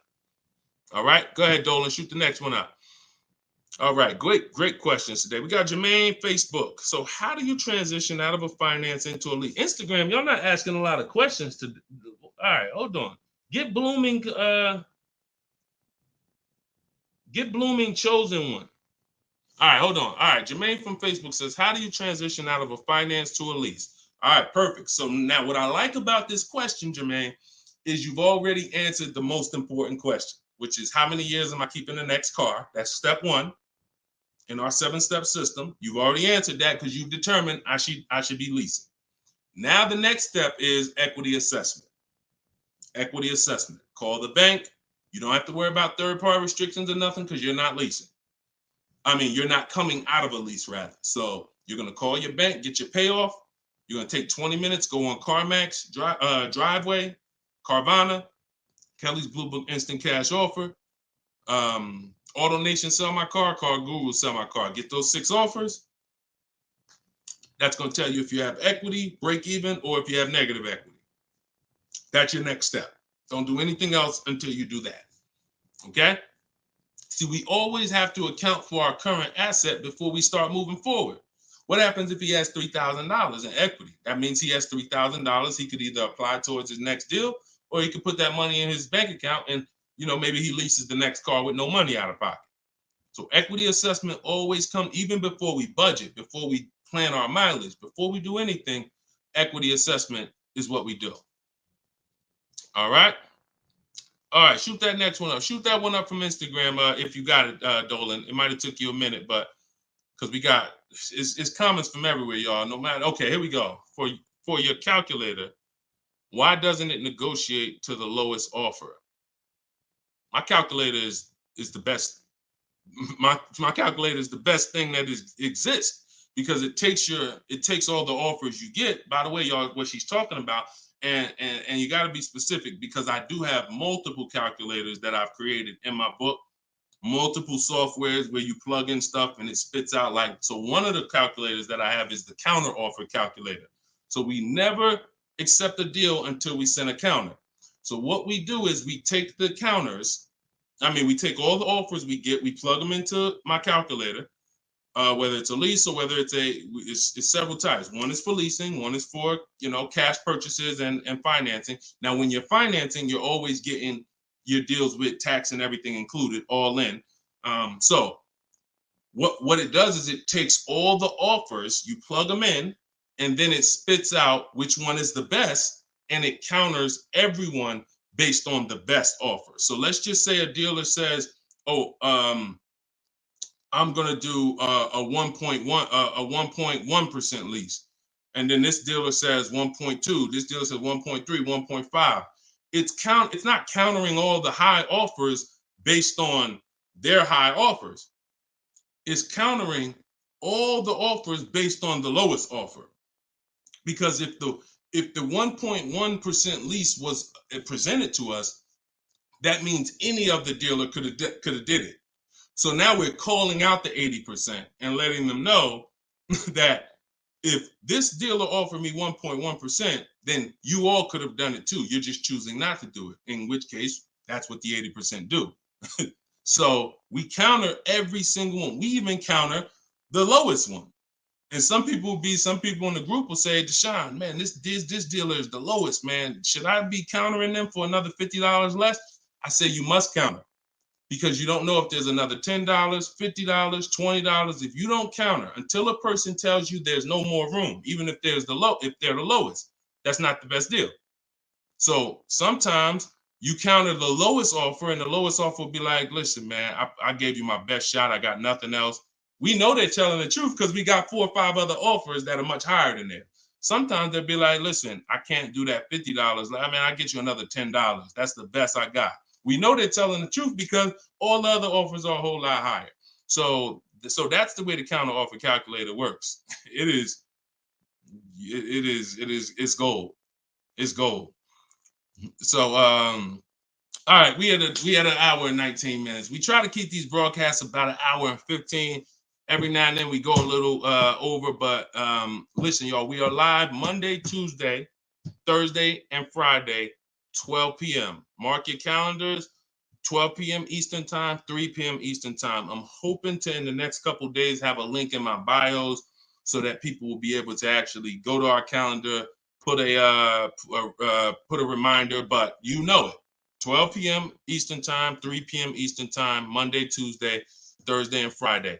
And this whole broadcast is sponsored by, if you just jumped on, I'm the creator, I'm the author of the book, the digital book, Cars from Home, 7 Steps to Saving Time, Money, and Avoiding Dealerships. You can get it for 75% off. It's normally $97, but as long as you get there before the timer hits 0, you can get it for $24 in my TikTok bio, in my Instagram bio, or you could go to deshonesbook.com in the comment section on YouTube or Facebook, get your copy for 75% off. I'm also the creator of the Cars from Home video library, and I've coached over probably 1,500 people now since 2021. So we've been doing this. Everything I'm teaching you is proven. And I'm going to tell you, just like I tell my coaching students, when you get my book, see, I don't do questions and answers for my book, y'all. See, there's people who DM me. First of all, I don't even see DMs. The reason why I can't do question and answers because there's no other author that does it. So I make myself available probably more than anybody. But when you buy the book, trust the process. If you don't see me say do it, don't do it. Do everything I say do. I tell everybody, even if they're in my coaching programs, you must trust the process that I'm giving you, and you got to unlearn your old process. Don't even think about your old process. Use my process, and I'll lead you to where you want to be at. Guaranteed. All right, so get your copy. I will see y'all all on the next broadcast. Tell your friends. Welcome to the new followers. Welcome to the new subscribers on YouTube. I appreciate y'all. We'll be back for episode 5. God bless you.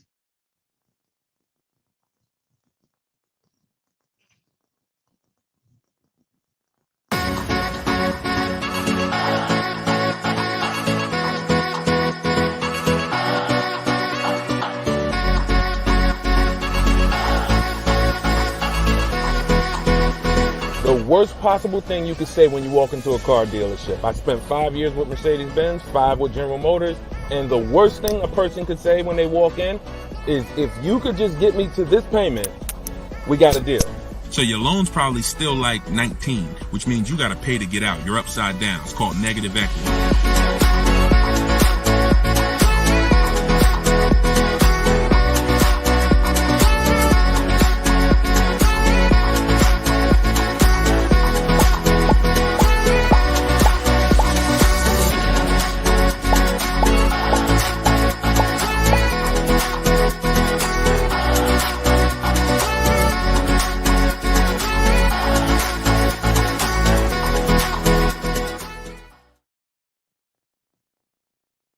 What's going on? What's going on? Welcome everybody to Wednesday, 12 noon car shopping Q&A.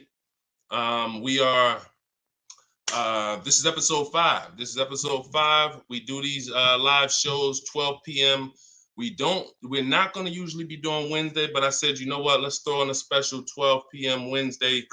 So we are actually live. I know some of you may watch the broadcast because we do rebroadcast these lives, but this is actually live, and we're going to be talking and taking questions right now. So as you come in, if you could hit the share button and tag a friend. I'm just getting us up on TikTok right now. I got to make sure I keep people out who are under 18. So come on in. I'm going to share this. If you don't know me, if this is your first time seeing a show with me, type the number 1. Type the number 1 if this is your first time. Welcome back to people who have been here with us in the past or in previous shows. My name is Deshone the Auto Advisor. I spent 14 years in the car business, 5 years with Mercedes, 5 years with General Motors. And now what I do is I show people who want to learn how to car shop from home and how to save more money from home than they're ever going to save in a dealership. So I'm the author of the book, the digital book, Cars from Home, 7 Steps to Saving Time, Money, and Avoiding Dealerships. And I'm also the creator of the Cars from Home video library, which is a step-by-step video platform. But anyone who's on here for the next 30 minutes, you can get a copy of my new book, Cars from Home, in my TikTok bio at 75% off. It's normally $97, but for 30 minutes, you can get it in my TikTok bio for 75% off, Instagram bio for 75% off. Or you can go to deshonesbook.com in the Facebook comments or in the YouTube comments. But let's get busy. Get your copy for 75% off. Everything I'm going to be talking about on this show, once again, this is live. It's Wednesday. This is a 12 p.m. noon show. So for those of you who may have seen the broadcast, this is actually live, so we can start typing our questions in. And my man Dolan's going to pull those questions in as you guys type them. And we're pulling questions from TikTok. We're pulling questions from Instagram. Shout out to TikTok. Y'all can start typing your car shopping questions, and let's get busy. What's up, Mike? What's up, Fancy Girl? What's going on, Crows fam? I see you back. Good to see you. What's up, Manly Snacks? Good to see everybody coming in on TikTok. And as you come in on TikTok, can y'all start tapping the screen? If you're going to spend 10, 15 minutes with us, start tapping the screen, shooting those likes up. And then my man Dolan is going to bring in the first question when y'all type it. So Instagram, make sure y'all typing. Sometimes Facebook and YouTube, we notice y'all are a little slow. We need y'all to get a little faster because TikTok always types their questions fast and Instagram usually types their questions fast. But Facebook, y'all got to get a little faster with y'all questions. So we know that y'all going to step up today and start getting your questions in. All right. I see one that came in from JC. You want to pull that one up, Dolan? On YouTube? Okay. Our best deals, are they made from the comfy confines of our home, or should we hammer it out at the dealership going toe-to-toe, jab for jab with the salesman, finance, and sales managers? Well, you have no leverage when you're face-to-face with someone. And leverage is what gets you good deals. Leverage is what, oh, we up to 500 likes on TikTok already. Shout out to y'all. Keep tapping the screen. Appreciate y'all. And tag a friend. Everybody bring your friends over. They need this just as much as you do. So what JC from YouTube just asks is it better? He's basically saying, am I gonna lose something by not being in the dealership face-to-face with a car salesman? You know, am I losing something? And it's a good question, but you're losing something by being there. And let me explain why. You're losing something by being there because your leverage in a negotiation, it comes from you talking to other people and having other offers. Let me give you a real example so that you can really understand that. When people are negotiating for your business, you're going to save the most money without trying. You go into the supermarket. Do you have to try to find the best deal on laundry detergent? Do you have to try to find the best deal on,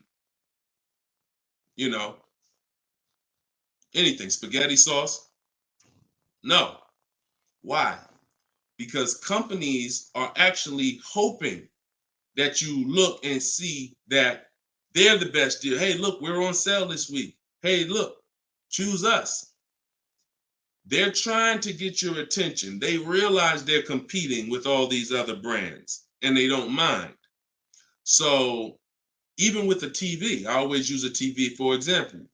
If you go out to buy a TV right now, is anybody on here worried about overpaying for a TV in 2024?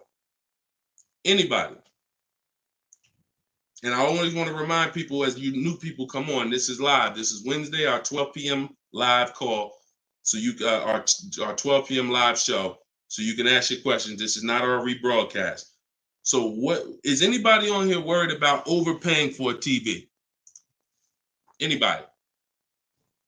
No. Why is that? Because you already know that companies are competing to sell you a TV. Sony, TCL, Samsung, all of these companies are competing. Therefore, you're not gonna overpay. That's what we bring to car buying. In a nutshell, y'all, if I can wrap up what I'm trying to show you with Cars from Home, the reason why my brand is called Cars from Home, my book is called Cars from Home, my library is called Cars. The reason is because it's a mindset. It's a mindset. You're bringing the same mindset you would bring to shop for your TV to cars. And you don't overpay. You don't have anybody on here worried about having buyer's remorse for the TV. Look, Fancy Girl, Kiki, no. Look, RJ Newscom, no. Look, Patrice on Instagram, no. So no one on here is worried about overpaying for any of these items that years ago, we used to be worried about overpaying for TVs, but not anymore. So when you start staying at home and getting multiple offers and kill your programming that the car business has programmed you into thinking that you need to go in, then you're going to see how much money you save quicker. Okay? Who's not a good negotiator? As you come on, I want y'all to answer this question. Who's not a good negotiator? I see you, Yayo. I see you. Okay, I see you, Fun Times. Welcome, Tone Bud. Who's not a good negotiator? Just type me if you're just, Deshone, it's not my thing. I'm not really, look, Crow's fan. No, I'm not. What's up, Tom? Julia? So all of these, look, John C. on Facebook. No. William on TikTok. No. All of these people are not yet. Danny on Instagram. So what I want to tell y'all is you no longer have to think you need to be a good negotiator to win with buying cars. You're going to start making people negotiate with each other. And that's multiple offers. So if you're buying your next car and it's a new car, you're going to get at least 5 offers from 5 different dealers. And if you're leasing your new car, you're going to get at least 5 offers from 5 different dealers while you're at home. And if you're buying a used car, you're going to stay at home. You're going to look at the entire used car market on all the marketplaces. I teach 8 marketplaces. You need to be everywhere a used car is. These are like if you were buying a TV, to continue to use that example, you wouldn't just be on Walmart.com, but not be on Amazon. You wouldn't skip Best Buy. You wouldn't skip PC. Wherever there's a TV, you would be. It's the same thing. And y'all are going to save more money than you've ever saved, easier. This is how you take control and have your confidence, and you are empowered. Okay? So that's the answer to your question, JC. You don't lose by being at home making dealers bid. You lose by being in dealers going one-on-one. Okay, great question. Shoot the next one up, Dolan. All right, this one is Mr. Martinez on TikTok. Do they require a credit check with the request? Now, that's a good question. They'll make you think they do. Whenever somebody requests your credit for a quote, just know that that's a tactic. This is why you don't want to be in dealers talking. Remember this rule. Never talk numbers for a car in the dealership. Okay? Never talk numbers in the dealership. You want to only test drive the car. Now, it's a little different with a used car. New cars, leases, never talk numbers in the dealership because you have no leverage there. It's continuing to go back. You have no leverage inside the dealership. Now, when you are requesting your quote, you're going to the dealership site. In my book, I teach, my book is called Cars from Home, 7 Steps to Saving Time, Money, and Avoiding Dealerships. Everything that I'm teaching y'all is out of one of those 7 steps. Now, when you get to the point where you're getting offers, we're not using third-party websites because dealers pay for those leads. We don't want dealers paying any extra money to a company to get in touch with us. We want to go direct to dealers' websites. This takes 20 minutes. If you do it my way, you're going to the dealer's website. In my book, I have a link to the dealers, each brand. You put your zip code in and it'll pull up all the dealers. Now, as you go to these dealers' websites, you're doing a copy and paste. Copy and paste. And now, what are we saying in that first message? What we want, what we're looking for, when we can purchase. We're not talking about numbers yet.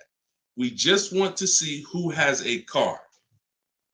Now, once we see who has a car, now my strategy that I like you to start using, and some of you who have my book, you've used it already, is the 25 to 5. 25 to 5 is when you're connecting with 25 dealers online, and the goal is to get 5 offers. So, and the reason why we get 5 offers is because 80% are overpriced. So 4 of those 5 offers are usually going to be overpriced. That's when you know you did it right. So when we're getting our quote request, one dealer might say, oh, I can't do it without credit. One of the things we say when we're requesting quotes for a lease is assume tier 1.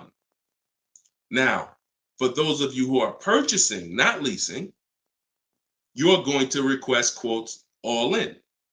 Taxes, fees, everything in. Now, there are people who are going to try to knock you off your game. Some of you know, if you have my book, I have scripts for everything they're going to say, because I used to have to use these templates. You're going to hear stuff like, oh, we need you. When can we get on the phone? Can we just have a quick phone call? My script for that is I'm going to be handling my whole process from home. I'm only going to be talking to the person who actually makes the best offer.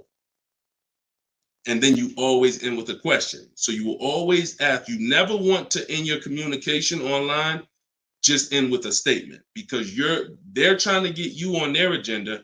You're trying to keep them on our agenda, which is you're either going to let me know what car you have. Do you have a car that matches what I want? Second, once I confirm you have a car that matches what I want, can you give me an offer for it? That's what we want. And everything we do is to stay on that agenda. Does that make sense?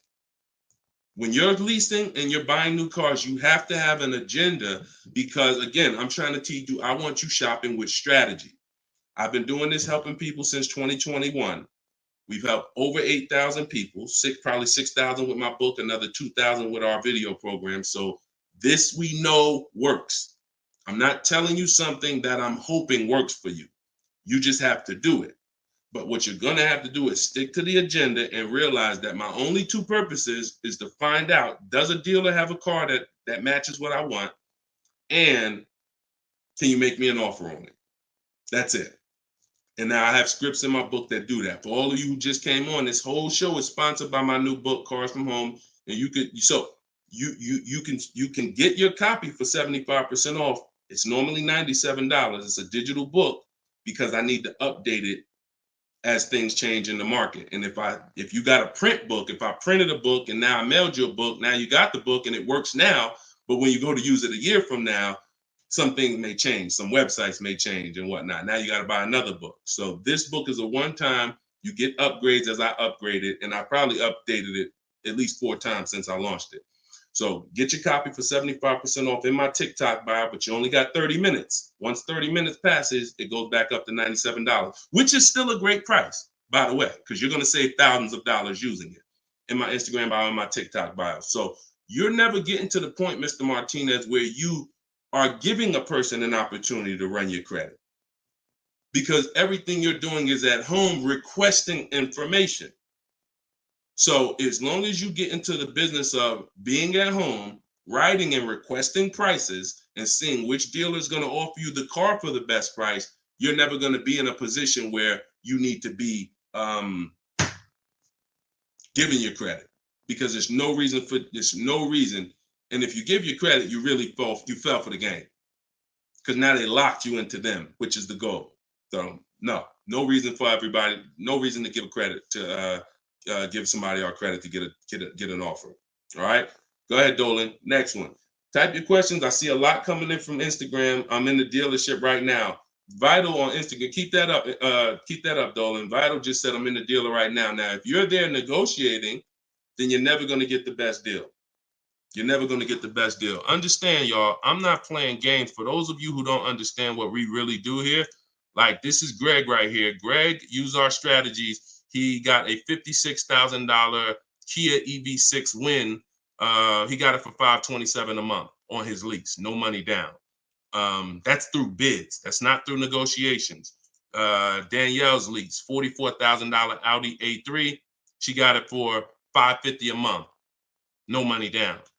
You know, this is on a purchase here. Sean bought, and some of you may have these cars and look at your payments and you're going to say, Dad, Deshone, I got that same car, man, and I ain't get that price. That's why I'm trying to tell you to listen. And like, we're not regular here. And sometimes I think, like, I'm not the public. I could be in the car business making $200,000-$300,000 a year if I wanted to. This is not God's plan for me. I'm trying to give you the game, but you got to understand who I am. This ship has sailed. We've been doing this for thousands of people since 2021. If you just now here and you just finding me and you haven't used my stuff yet, like, you missed it, but understand, don't keep missing it. This Sean, he got this F-150 Lightning XLT $73,000 truck, brand new truck. He saved over $20,000 getting bids my way. And the people who learn from me, they're never going back to the old way. They're never going back to negotiating and dealing. It only take one time for you to use what I'm telling you and see how quick you buy cars and see how much money you save to realize, oh shoot, I'm never going back to that old way of car shopping again. All right. So if you want to do it, you need to leave that dealership. Unless you're just there to test drive, that's different. So Instagram. Considering leasing a car, but feels like it will keep me constantly having a car payment if I choose to keep leasing at the end. Could you please explain the strategy to leasing versus financing? Absolutely. So when you're leasing, so this is a great question. Somebody said, look, if I lease, I'm going to always have a car payment. That's absolutely true. And so there's two totally different ends of the spectrum, y'all, when we look at how we acquire cars and get the best deals on them. One is a lease. My goal is to drive a new car, always under warranty in most cases, except if I'm a high mileage driver. I'm paying pennies on the dollar compared to somebody purchasing like that same car that Greg got. He's paying $527 a month. That same vehicle would be, it's a $56,000 car. That same vehicle will be $1,000 a month on the car note, at least on a 6-year car note. So I'm paying pennies on the dollar. I just had somebody today, he's going to pick up a brand new Kia Telluride. He got a payment of in the 400 range of $42,000 Kia Telluride. Once he negotiated it, he decided he was going to put $2,500 down because he wanted his payment where it was. But he already had a ridiculously low payment. It was like a 1.1% lease deal on a Kia Telluride. I told him, I said, you know that same Kia Telluride, $42,000, that would cost about $800 a month to purchase? He said, yeah, I know. I used to buy one. I used to buy mine. He actually had one. It got totaled. So he knows how much he was putting into that vehicle before he actually figured out he's not an 8-year person. So if you're not keeping your cars 8 years, you should be shopping for aggressive lease deals because it's pennies on the dollar. And we shop with bids because it's easy. It's fun. We're in control. And that's the way we do it. Now, the other side of the spectrum are long-term vehicles that are going to be what we call a keeper. If anybody who has a keeper in their household, type a K. If you have a vehicle in your household right now that you've had for more than 8 years, type a K. Type a K. Type a K. As you come in, y'all, could you hit, if you're on Instagram, could y'all hit that paper airplane? It looks at the, like at the bottom of the screen. It allows you to share this broadcast with your friends. And could everyone who shares, could you share this broadcast? It does help. It matters. And I'm never going to stop asking for it. And I'm never going to stop appreciating the people who share. I appreciate you guys. And your friends will appreciate you more than anything, more than even I appreciate you. When you tag a friend who doesn't know me and they're car shopping, they'll appreciate you more than even I appreciate you. So, okay, all right. So we got John on on Facebook. We got Michael. We got, hold on, let me see. Acura MDX, Rob Korn got an Acura MDX on Instagram. He's had it 195,000 miles. So these are what we call Derek on TikTok, Donald on TikTok. These are what we call keepers. These are vehicles that, when again, someone asks a question about understanding if I always have a car payment, if I lease, can we please explain the strategy of leasing versus financing? I just told you the benefits of leasing. Now, all those benefits come at a price. Now, the other side of the spectrum is the long-term keeper vehicle where now we have outlived depreciation because the unseen expense is the one that's killing you. The unseen expense is depreciation. When you buy your car today for $30,000, tomorrow it's not worth $30,000, right? Tomorrow. You can buy a car today for $30,000 and bring it back to the dealer tomorrow. They're not just giving you your $30,000. You've lost money in one day. That's depreciation. Now you can sit that car outside your house and you can have that car. You don't drive it 1 mile. You never even touched it. And you go out there and a year later, is it worth $30,000? No, right? You never told, but Deshone, I didn't even drive it. But you understand, it's not worth $30,000 anymore. It sat there for a year. Now it's probably worth $24,000. That's depreciation. So some of you have been trained to think, oh, well, I buy my cars because I don't want to pay for the mileage. What I'm trying to get you to understand is when you understand depreciation, you're going to see not only do you pay for the mileage, whether you buy or lease, you pay for the car whether you drive it or not when you buy. Does that make sense? Type clear if y'all are clear so far on this, on these principles. Because it's bad information that's been fed to you for all these years that, oh, you know what? I like to drive as much as I want. Oh, I like to do everything and I don't want to pay for mileage, so I'm going to buy. But what you're seeing now is, oh, shoot. If I drive no miles, my car's worth less. If I drive average miles, my car's worth even less. If I drive high miles, my car's worth even less. Depreciation. It's the unseen expense. So now our goal with purchasing the right way and picking whether I'm going to shop for great lease deals or whether I'm going to be a long-term keeper is to avoid where the depreciation loses us the most money. The most money. Look, right here, 3, 4, 5, 6 years, you're losing the most money. This is when you don't want to have bought your car and replaced it, because you're losing thousands and thousands of dollars every year. And now many of you have been taught it's okay to switch cars while you're in here, dropping.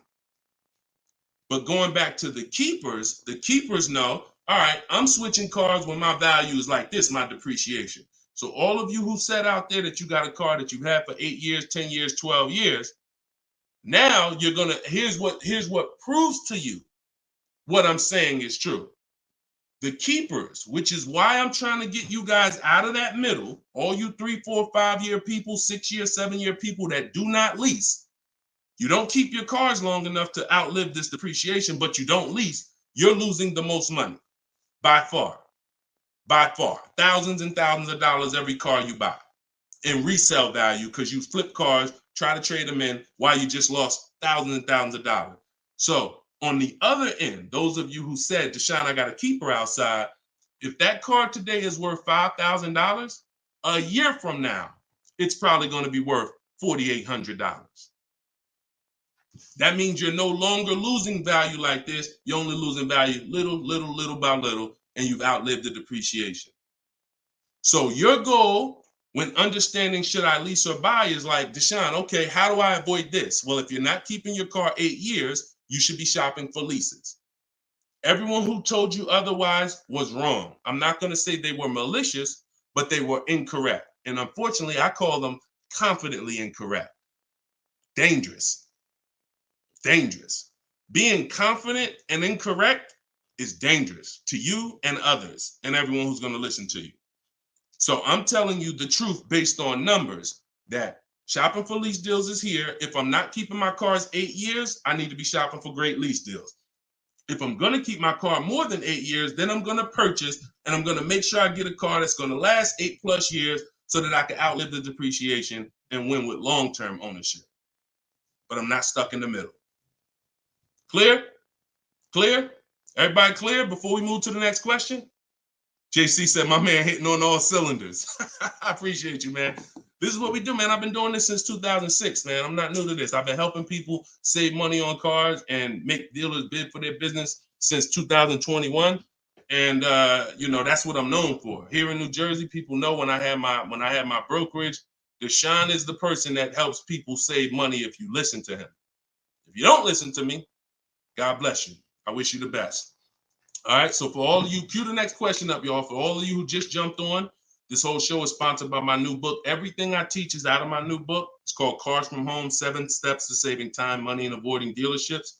It's normally $97, but as part of our launch, you can get your copy for 75% off. It's a digital book. It'll be in your inbox in literally 3 minutes. And if you're on TikTok, you won't leave the broadcast, so you don't have to wait until the show is over to click the link in my bio, get your copy, and then you can come back and listen to the rest. Same thing on Instagram. And we got something in the comments for Facebook and YouTube. You guys can click the comment section, or if you're watching us on television, you can scan the QR code with your phone. All right, let's go, Dolan. Shoot that next one up, brother.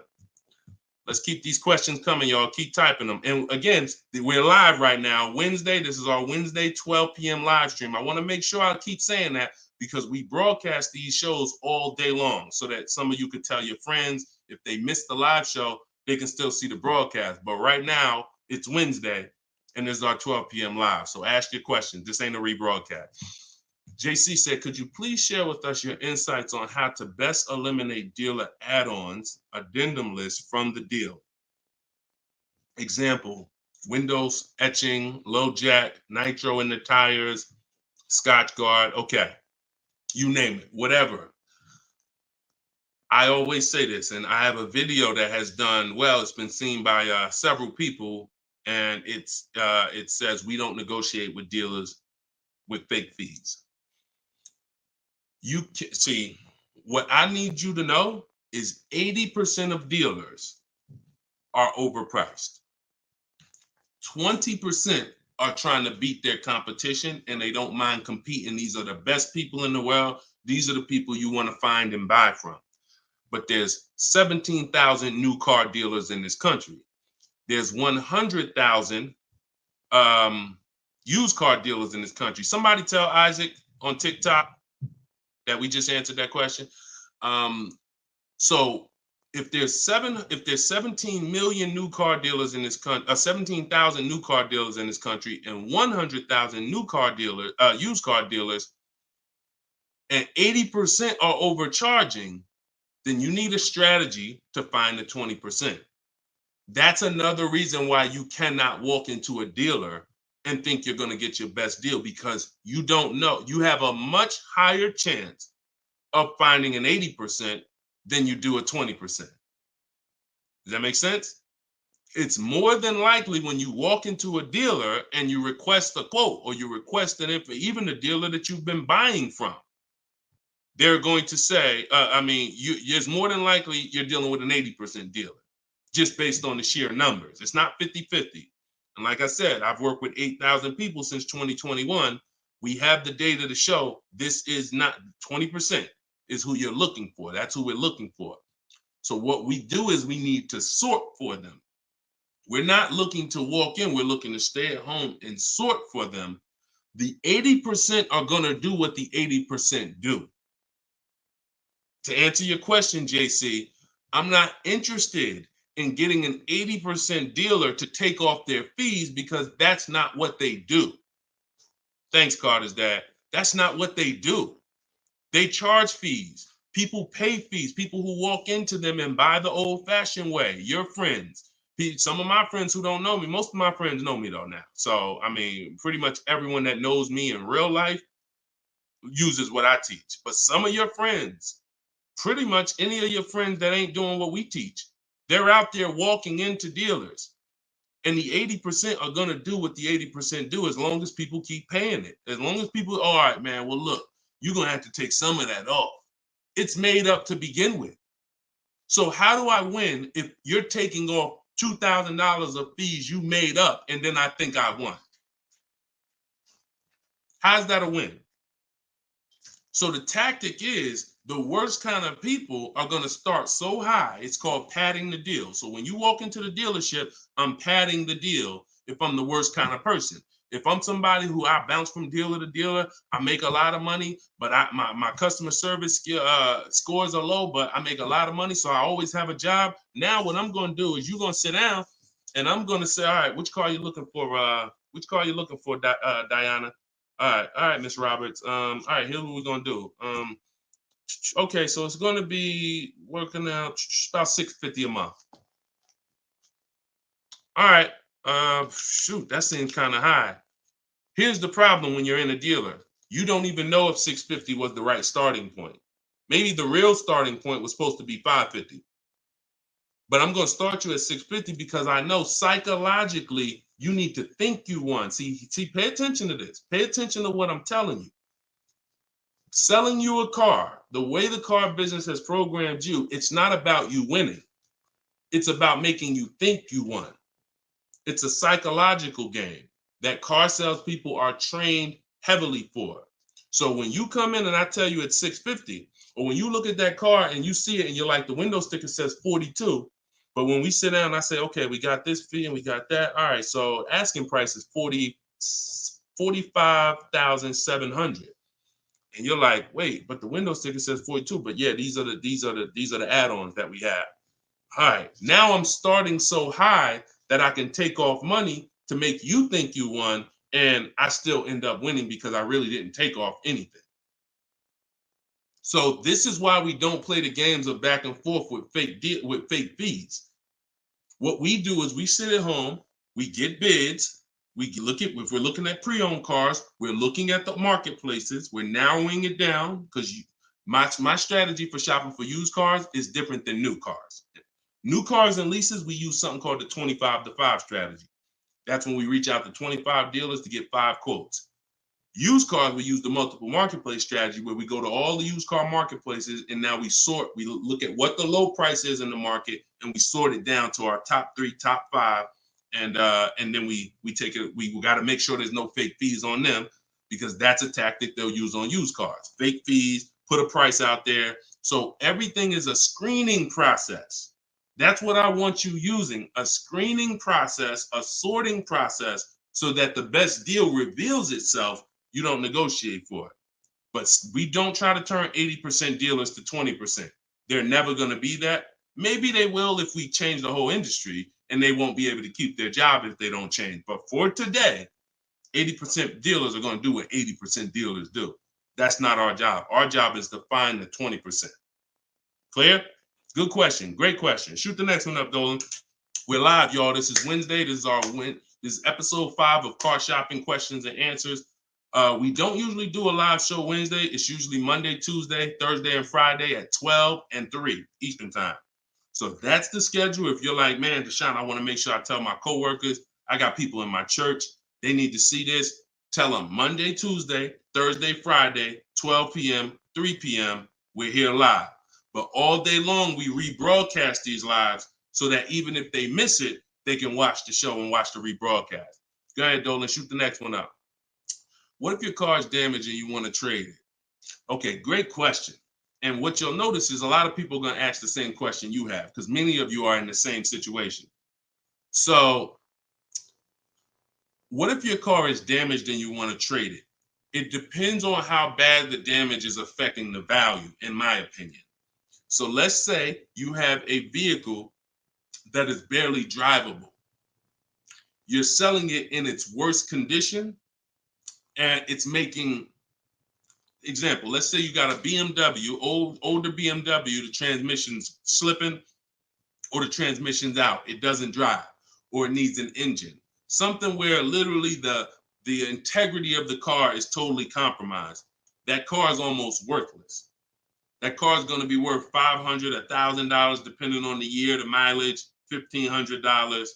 Meanwhile, if you put a used transmission in, this is why I'm an advocate. I preach you should always have a great local mechanic, a great local service shop in town that you use when your car has no warranty left. You must have this if you truly want to win, because these guys are usually 30, 40% of what a dealer is going to charge because they don't have that overhead. So what I'm doing, if I got an older BMW, no transmission, a Nissan, no transmission, I'm going to get a transmission from a salvage yard and get a used transmission, a used engine, pay $2,500, drop that in, and then sell the car like that. And I can tell you that that's what my father did. Like my father bought a GMC Envoy 2009, maybe 4 years after he bought it in 2013. So it was 4 years old when we got it for him. Then maybe 3 years after that, the engine went. So he got a used engine. He's been driving that car since like 2017 with the used engine, and he's getting ready to sell it, and he'll probably get $4,000 or $5,000 for it on Facebook Marketplace because he's a low mileage driver. So you see how literally he could have went from switching a car when it was in its worst condition taking a loss for it versus investing the right money with the right person, getting the right engine, right transmission, drives it for a couple more years, and then can still pull a couple $1,000s out of it.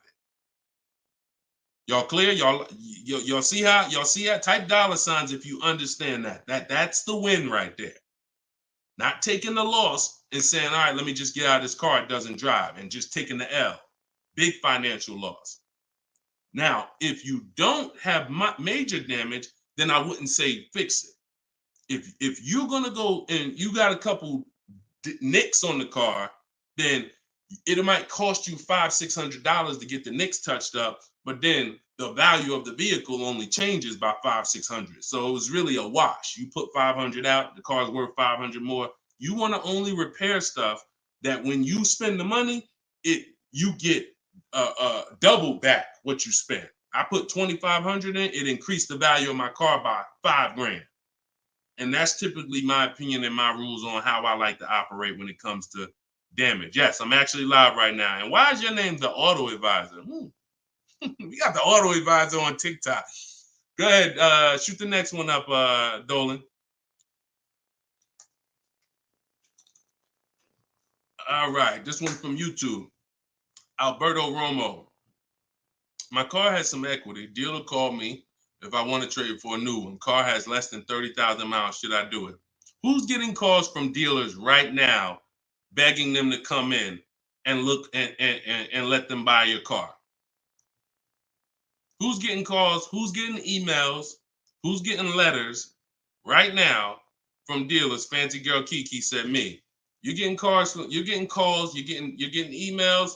You're getting letters. Hey, Ruben, we'd love to buy your car right now. Hey, Isaac, we could get you out of your car early. Come in right now. A lot of you, right? I see a lot of you. The reason that's happening, look, he's saying lock on Instagram, me. So the reason this is happening, y'all, is because they're depending on you letting the dealer be your first offer for your car. Now,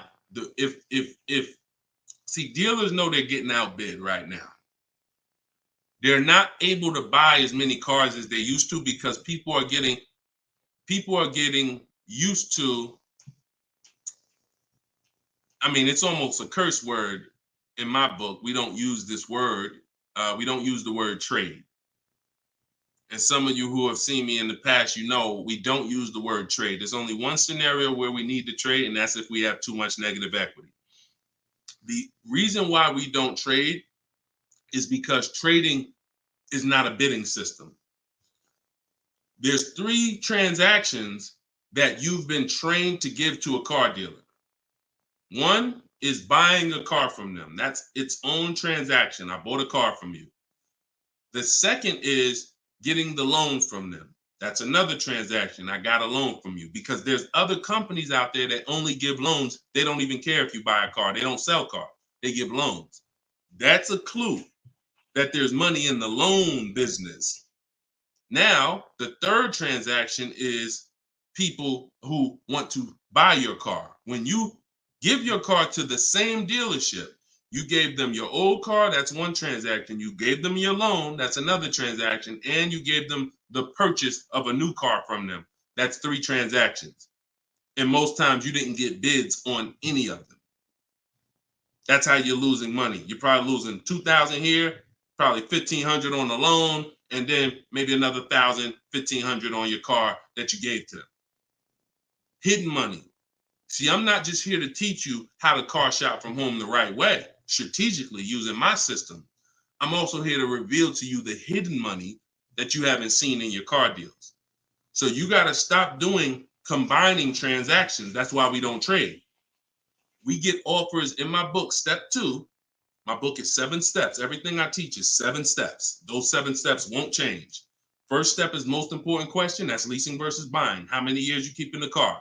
Second step is equity assessment. I need to get offers for my current car, my current lease, see if I have any equity, see if I can break even, or see if I have negative equity. Third step is deal structure. I need to find out how much this car is supposed to cost if I get a deal on it. I'm budgeting for a deal. See, we don't budget based on how much I could afford. I'm budgeting, I'm looking at a car if I'm going to lease and saying, if I'm leasing, this is what a good deal would be on this car. I'm budgeting if I'm purchasing, this is how much I'm coming up with. Watch this. Many of you go in and you've been, I only want to spend no more than $500 a month.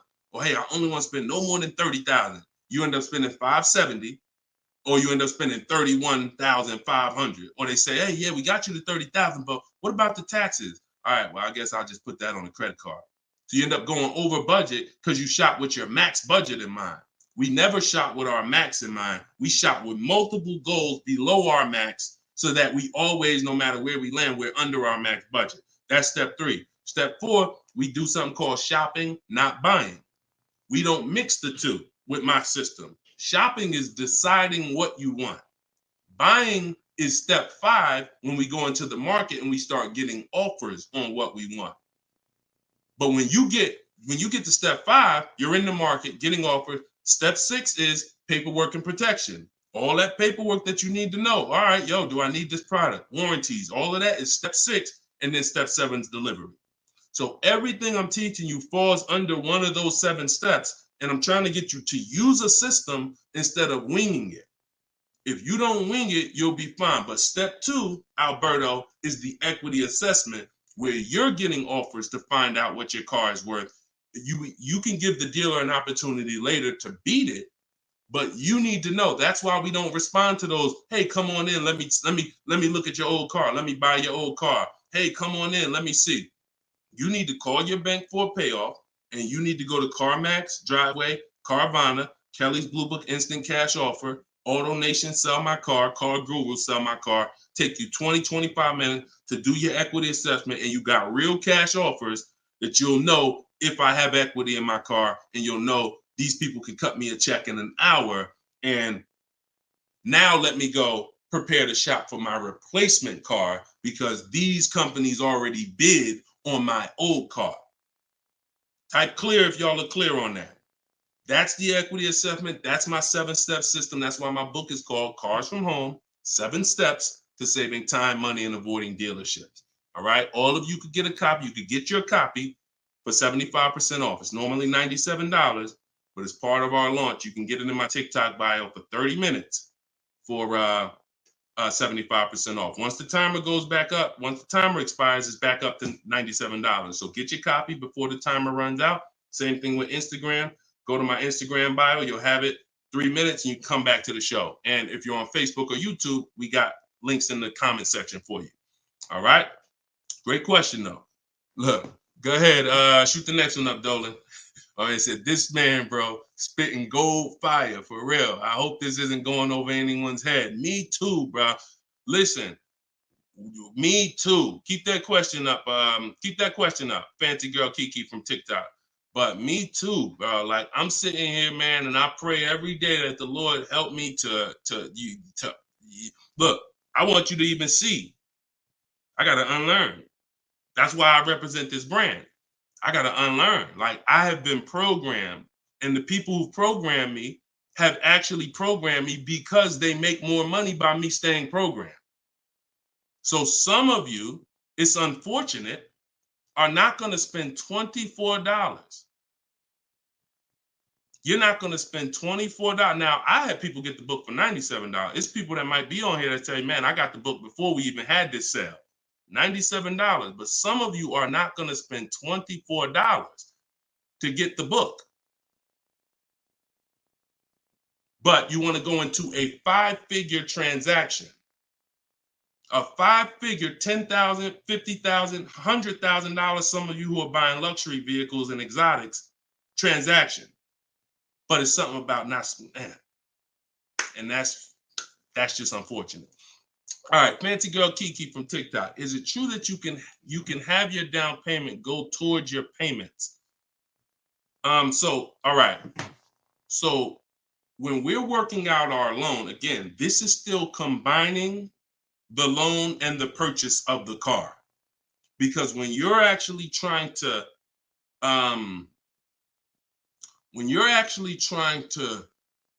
figure out and hope your down payment goes towards the payments and actually goes towards the car versus you basically just giving it to the dealership or maybe losing it to, not going to the car, you're mixing. Because when we're shopping, we have loan. When you buy your car, if I'm financing, right? Give you an example. When I bought my Infiniti truck, I'm shopping for the car. Once I get the car, now, and I use my perfect budget calculator. It's in my book. It's a calculator I created. See, that stuff I can't even explain on this show. I can't explain how a calculator that I created works. It's a surprise when you get there, when you read and you're like, oh, this is a calculator. I've never seen nothing like this before. I know, because I made it. And I got like 5 of them in there. So, but when you're trying to do what it does, I could tell you how to do this manually to some degree. When you got to know what you can spend. That's why we have that budgeting exercise where in order for me to be at a $450 a month payment, I can't get any more than a $22,000 loan. If I get more than a $22,000 loan, then I'm going to have more than a $450 payment. So now you might say, okay, 6 years though, because if I go 6 years on the loan, then maybe I could get like $25,000 depending on my interest rate. But I need to know how much car I can buy based on where I want my payment to be. So now once I establish that in a budget exercise, you can do that with some calculators online, try to, but you have to account for taxes. The reason why these calculators don't work well, because they're not going to account for the taxes. They're not going to account for, any down payment you want to put in, and they're not going to account for any equity you may be getting. And then they're not going to give you these goals for, all right, a 5-year loan or a 6-year loan is 2 different prices. $450 a month for 5 years is not the same as $450 a month for 6 years. If I get a car at $450 a month for 5 years, I got a better price on it than if I got it for $450 a month for 6 years. So these are the things that you kind of got to have in your budget so that all right, this is how, because it does me no good to know that I could go and spend $35,000 on a pre-approval. What does that do? How does that equate to what I can actually spend? I don't want to spend $35,000. That's a $700 a month payment. So, but once you establish the budget on how much I can spend, now you go find the car. So I'm shopping for the Infiniti, and I'm shopping knowing all of these cars are within my budget. Now, when I actually get the car, now what I'm doing is going and I'm finalizing my loan and having multiple dealers multiple banks and credit unions give me offers for my loan. Everyone can run my credit with a hard pull because I'm within the rate window where it's not going to affect my credit negatively. It's only going to weigh as one hard pull. I know you've heard, oh, don't let all these people run your credit. If you do this right, according to how you're supposed to rate shop, you can Google rate shop. In fact, I'll show you right now. I'm going to share my screen so y'all can actually see. See, it's the information you don't know that's costing you. It's the information that you don't know that is costing you. Look, if I go to Google and I type in rate shopping, Experian. Experian has a whole article. Let me know if y'all can see my screen. Hold on. Oh, wait, hold on. Entire screen. Look. So I go right here. Rate shopping. They have a whole article about how to properly rate shop. And let me see. Look, the FICO score window is 14 to 45-day period, depending on which version is used to calculate the score. So we do it in 2 days. We do it in 2 days. So we don't even use the 14-day window. That's why we don't let anybody run our credit with a hard pull until after we already find our car. So now you come in and you are I'm letting all these people run my credit to get their offers for my loan, their offers for my interest. And then what I'm doing is whoever makes the best deal there, I'm calling the dealer and I'm giving the dealer an opportunity to beat it.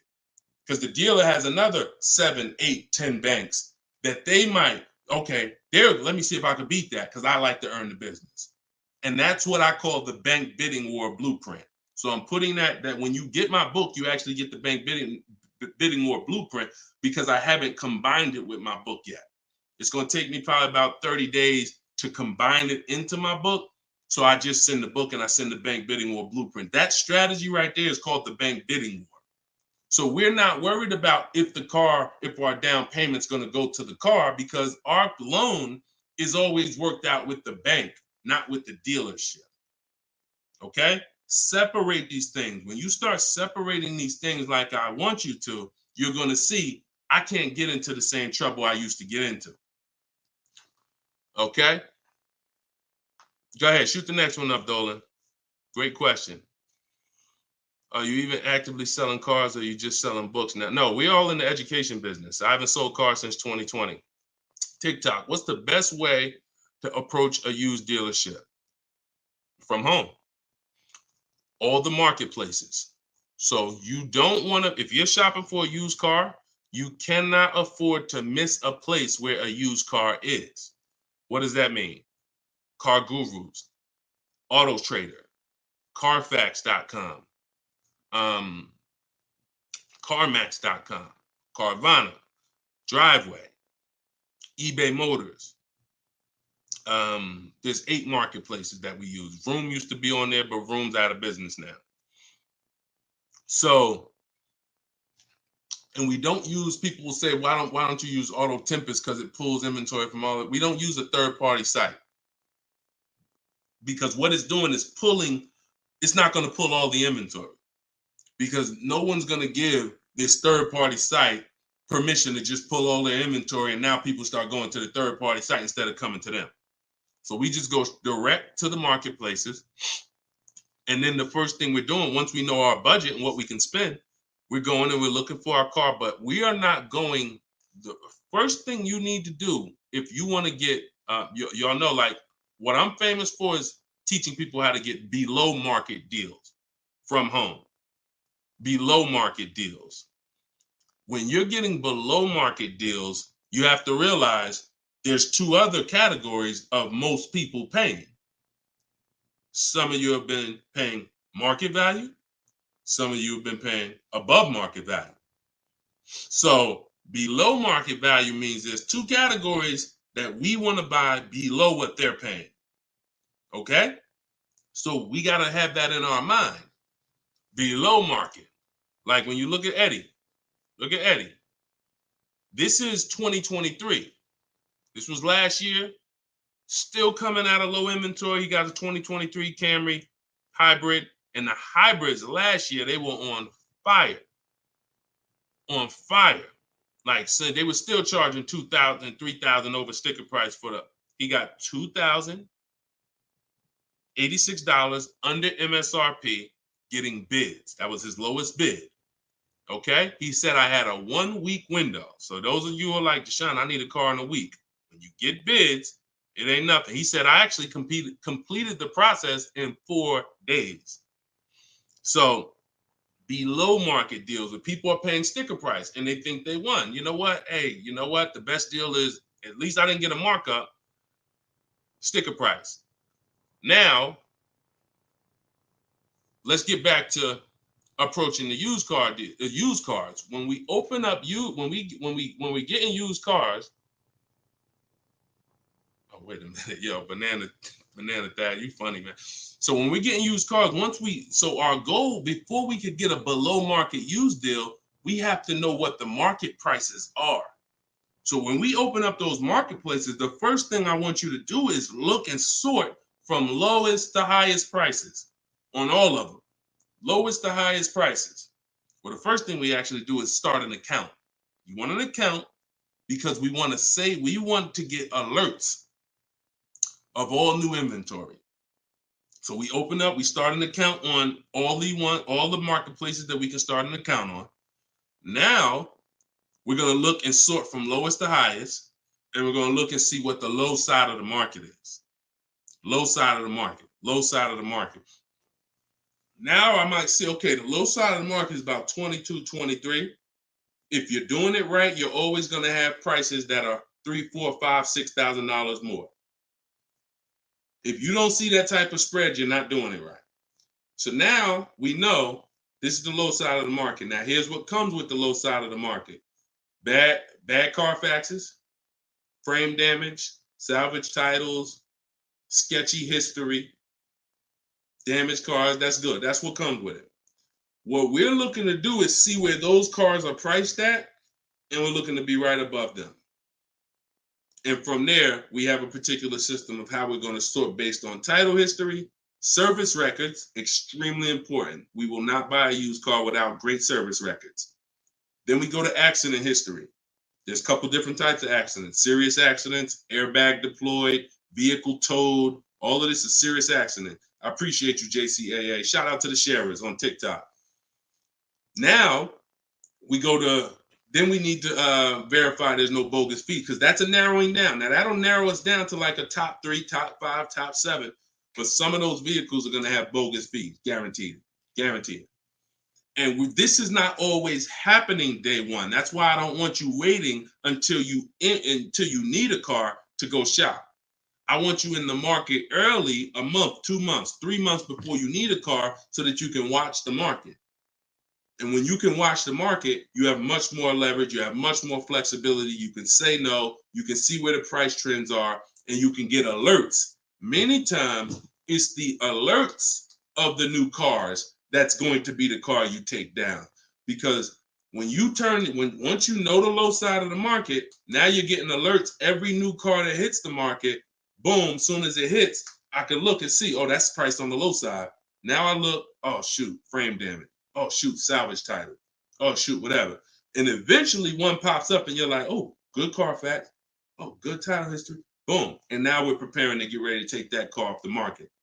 We can't test drive used cars until we're ready to buy them, though.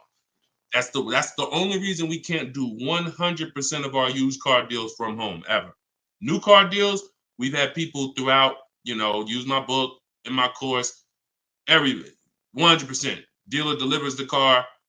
That can happen. New cars and leases, 100%. Used cars, we can't. You must go to the dealer. You must see the car. You must drive it. And then that's when you're taking that deal across the finish line right then and there. Okay? That's a overview of what I call my multiple marketplace strategy. If you do that, you win. I mean, there's no guarantees in life. So I'm not here to guarantee, but I am here to say, you haven't had strategy. When you're using strategy and boundaries, you haven't had boundaries or strategy.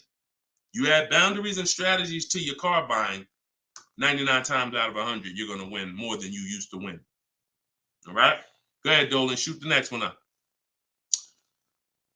Does your book teach how to sell and grow? I don't really know what that means. Sell and grow. This one's from TikTok. Do I get a discount for paying cash for a car? No. I know a lot of people told. Who was taught you get a deal for paying cash? Type a $sign if you were taught you get a better deal for paying cash. I got the book, the cheat sheets, awesome. Service connected. Don't use the cheat sheet. If you got the book, scrap the cheat sheets. The book is the nuts and bolts. The cheat sheets is an overview. I see you though. Use it. Win. So, all right. So you got Gina VL. You got I don't want to butcher your name, so I'm not even going to try. I see you on TikTok, though. I see Cozy Boy Nesto on Instagram. Okay, Monty. So my question was, who was taught you get a better deal by paying cash? All right. Now, I said type a $sign if you've ever heard this. Now, I don't want you operating with bad information. Let me tell you where this came from. And remember what I said earlier in the show. Earlier in the show, I told you the car business is not about you winning. If you win, great. But it's about making you think you won. And I can only make you think you won based on what you tell me you need in order to feel like you win.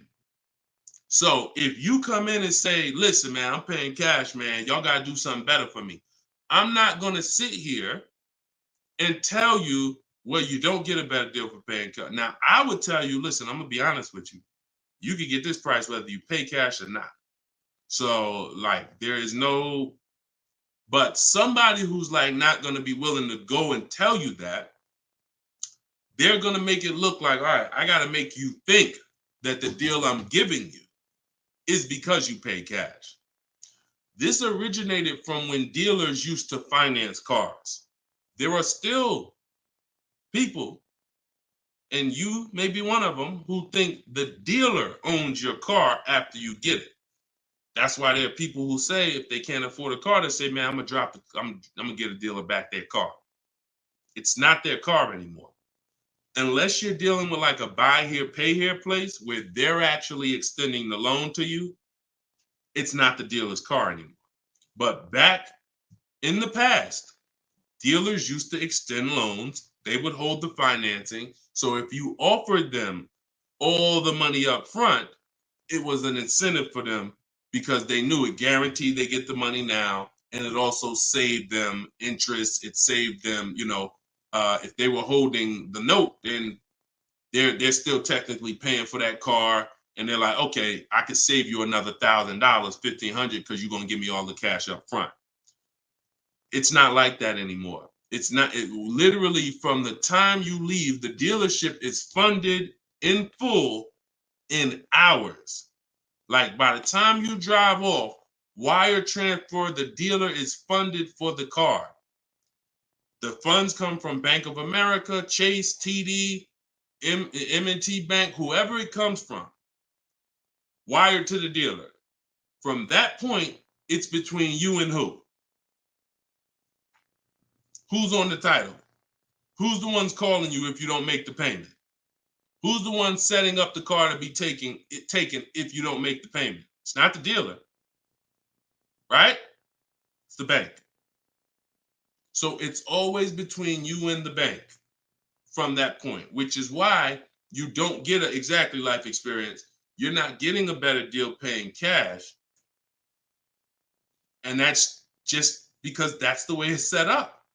Now, the rare exception that you may see, and this doesn't happen a lot, sometimes there's like a low interest rate. Like when I was with General Motors, we might have like all right, you could get 0% interest, or you could get a $5,000 rebate.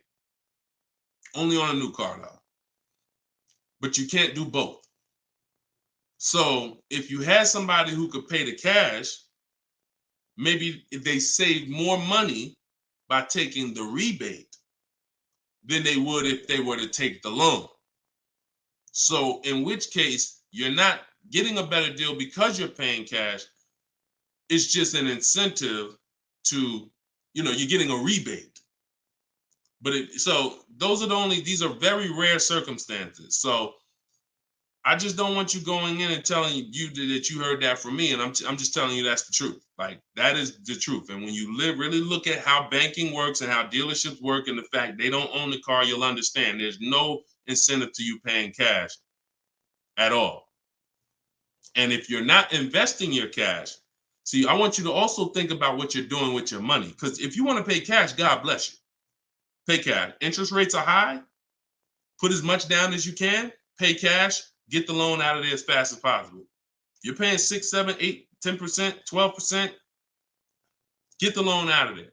Pay it off or make a large down, only finance a small portion of the car.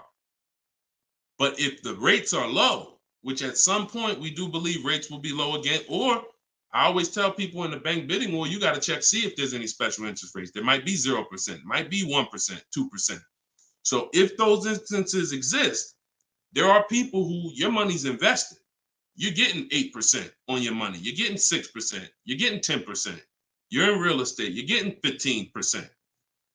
It makes no financial sense to take that money that's earning money for you out and put it into a car that is going to lose money for you. That $20,000, $50,000 you put in the car is going to be worth half of that in 3 and 4, 5 years. 5 years, it'll be worth half. So these are the things I talk about. I don't believe in one size fits all car advice, y'all. That's why I'm always saying it depends on this situation. If you're this type of person, if you're keeping your cars 8 years, you should be buying. If you're not keeping your cars 8 years, you should be selling. You should be leasing. A lot of people think, okay, Deshone, you talk about leasing a lot. I talk about leasing for people who are not keeping cars 8 years because they've been taught that they should still be buying. But I'm putting you in the strategy that's custom to your life versus what you've been hearing, which is people telling you, hey, do what I do. Only buy used cars, pay cash for them. Now, that's your situation. So anyway, so all of this is out my book. Cue the next question up, Dolan. We got a couple more minutes and then we'll wrap. All of this is in my new book, Cars from Home. It's called 7 Steps to Saving Time, Money, and Avoiding Dealers. Normally $97. You can get your copy for 75% off for 30 minutes. It'll be $24. And everything I teach is in there. You know, everything that my my students in my video course have had, my coaching. This is the same 7-step strategy that we use to get these below market deals. And I've been showing them throughout the show. So if you just jumped on, like we've been showing these deals throughout the show. All right. Go ahead, shoot the next one up, Dolan. How can we eliminate dealer add? Oh, we did that one. Yeah, we did that one from YouTube with the dealer add-on. This one's Dakota from YouTube. I have a Malibu Chevy, still drives good. However, the dealer's banged up as well as a few scratches. The door's banged up as well as a few scratches. I mean, if it's cosmetic, if it's banged up, I won't worry about the few scratches because the few scratches is really what's normal. And you know, people expect you to have normal wear and tear on the car. Some people think, hey, if I have a, you know, even with leasing, you're allowed to have wear and tear, a couple nicks, dings, they allow that. They don't expect you to bring the car back perfect.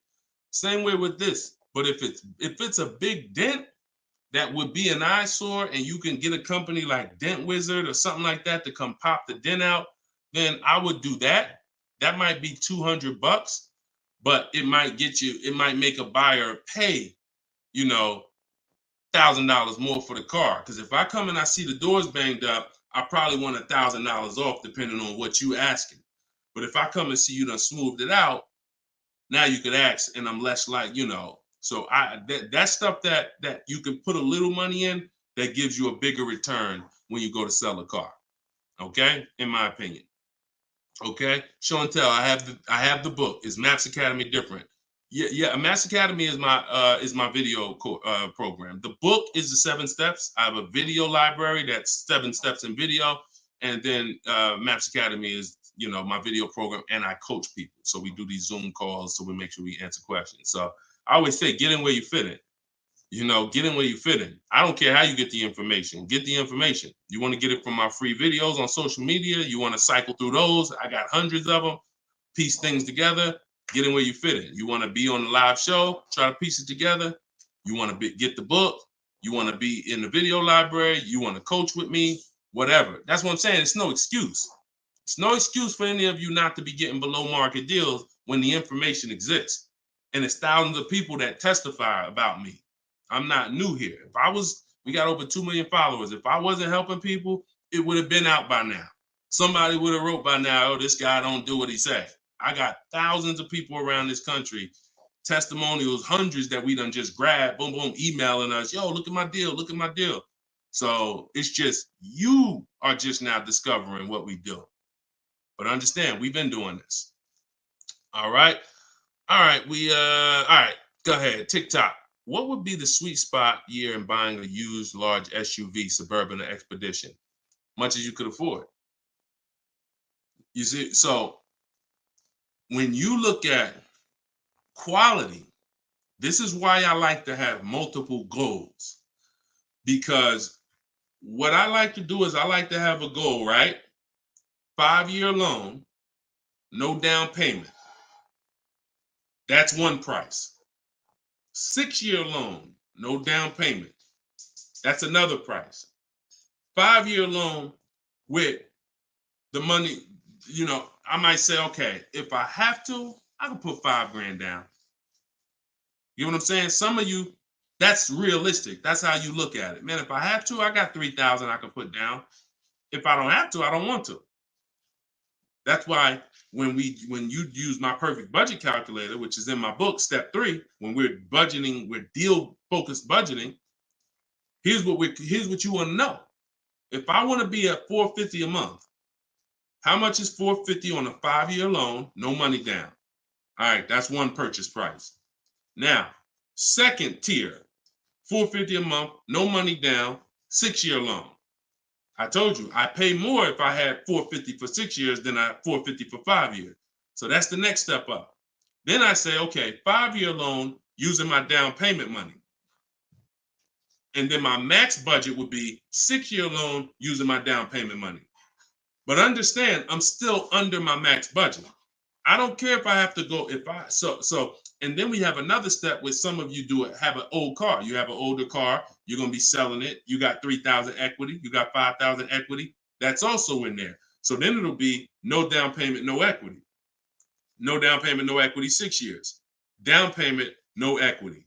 Down payment and equity. See, all of this is below my max budget. Once I do a 6-year loan, my down payment and my equity, I'm not mad because I'm still under my max. Now, if I go above that now, if I wanted to do 5 and now I'm doing 6, or if I want to do $450 a month and I'm doing $480, now I've gone above my max budget. So my system for purchasing, we use this for new cars, used cars. Anybody who's getting a loan, this is what we do. This is in my book.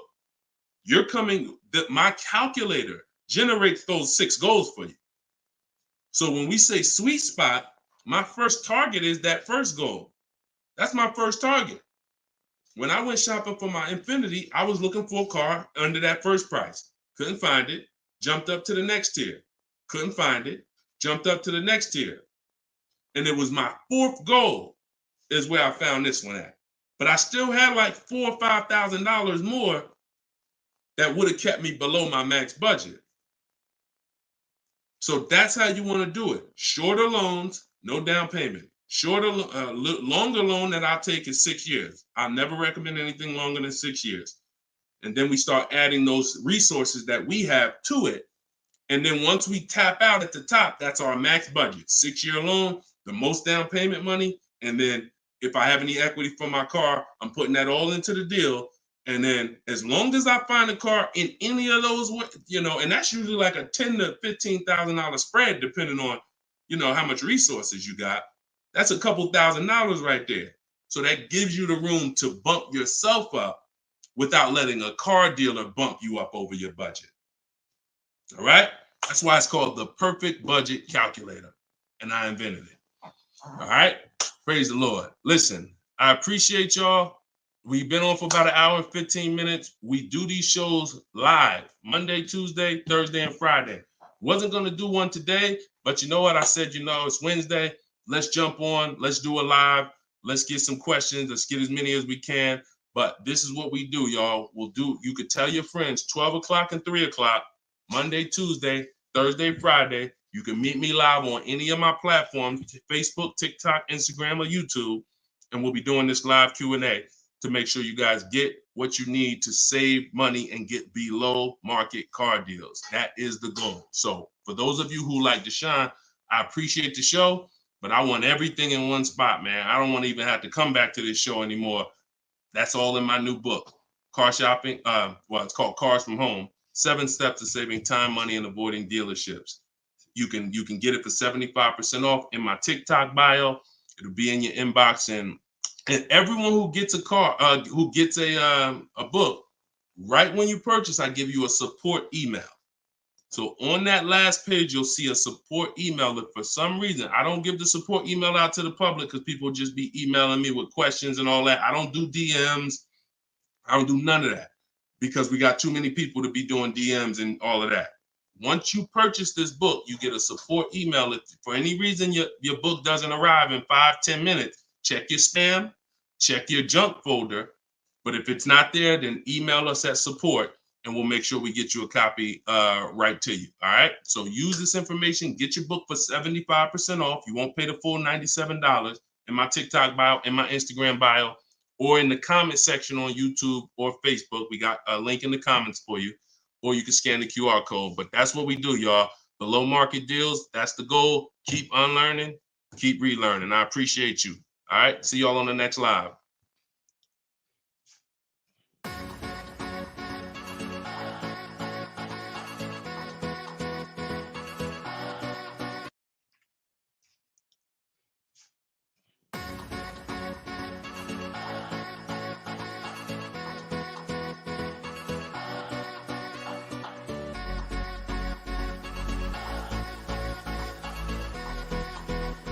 The worst possible thing you could say when you walk into a car dealership. I spent 5 years with Mercedes-Benz, 5 with General Motors, and the worst thing a person could say when they walk in is, if you could just get me to this payment, we got a deal. So your loan's probably still like 19, which means you got to pay to get out. You're upside down. It's called negative equity.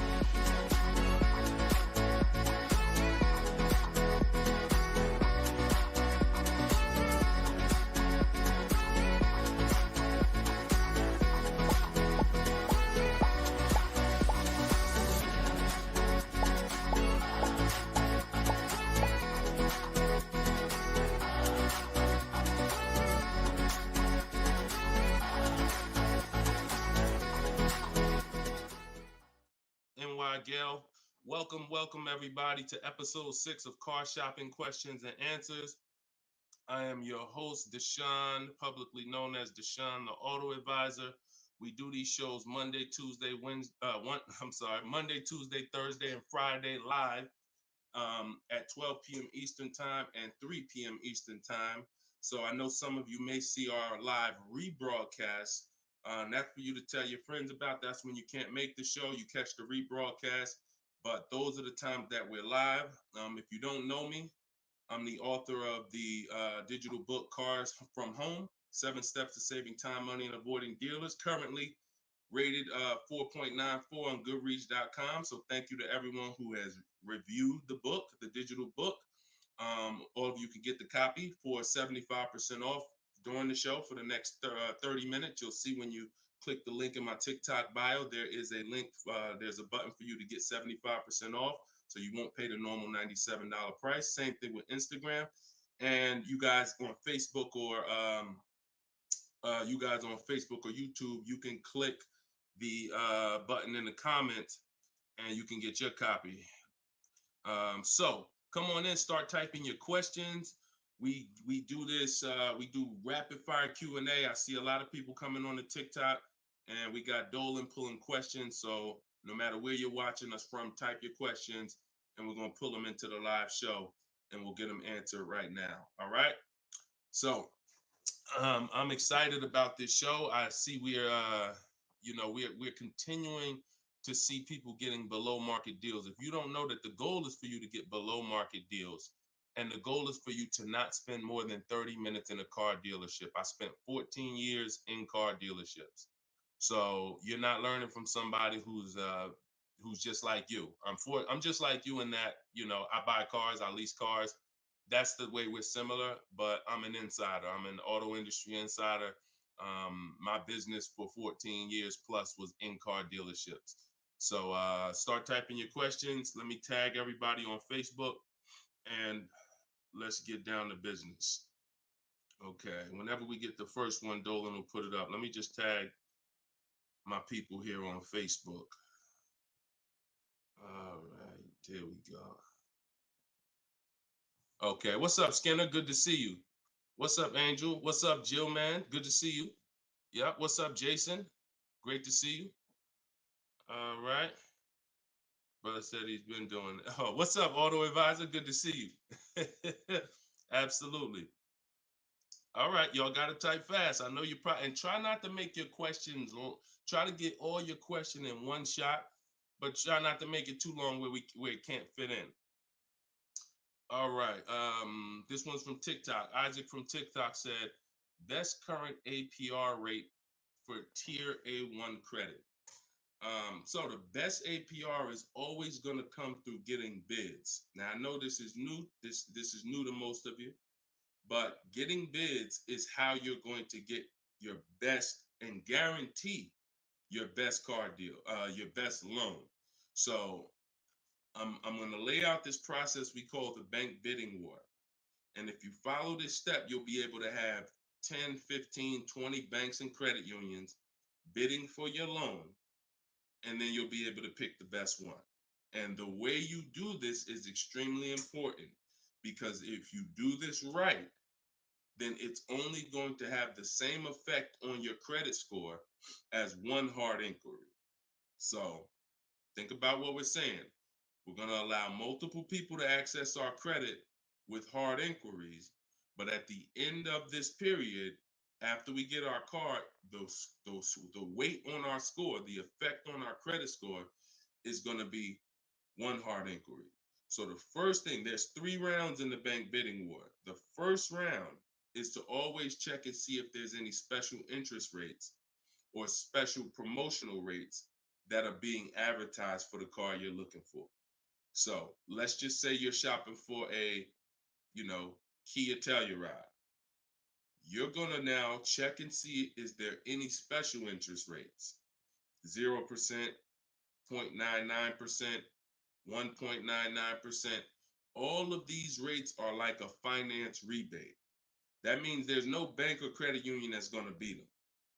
So this is the first round. So if we do get a special interest rate there's no reason for us to even shop for interest rates other than that. Because again, no bank, no credit union is beating 1.99, even 2.99. Now, here's what you have to check when we do that. How long is that loan? Because some people might give you 1.99, but it's only for 36 months. And some of us are not going to take a loan for 36 months because the payment's going to be too high. You might need a 5-year loan or a 6-year loan. So we're not just looking for if there's a special interest rate, we're looking for what is the term. Shout out to everybody coming in. This is our Thursday, April 18th, episode 5, live car Q&A. So we're actually live right now. This isn't a rebroadcast, so you can come on in and start typing your questions. And we're talking thousands over here, not hundreds. Okay, so that's round 1 of the bank bidding war. Now, let's just say we do that and there's no special interest rates. Now we're moving on to round 2. But round 2 comes after we find our car. So once you find your car, no one has touched your credit with a hard inquiry yet. Pay attention. You have not heard me say at any time hard credit pull at all. When you're shopping for your cars, no hard credit pull. Nobody's running our credit while we're shopping. Once we find our best deal, once we find a dealer that's going to sell us the new car for the lowest price, we lock up that car, usually with a deposit, reserve it. And now what we're doing is we're telling the dealership, I'm going to take this buyer's order. You're going to get a buyer's order. You're going to come home. And now you're going to now the second round of the bank bidding war is about to start.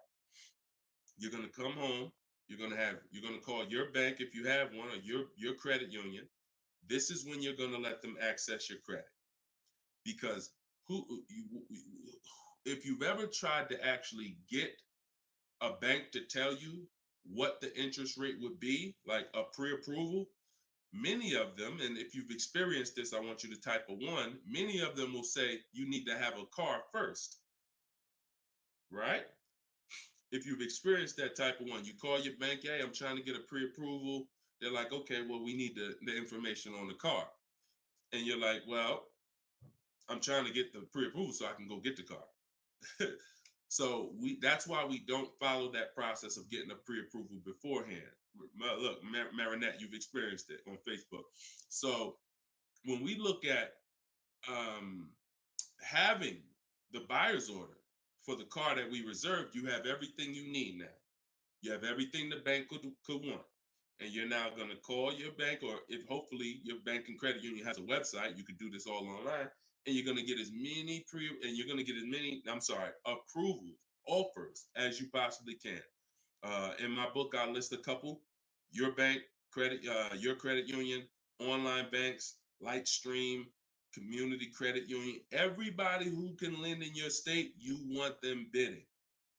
This is very important because some of you haven't been trained to see. My job is to not teach you just how to buy from home and make people bid for your business.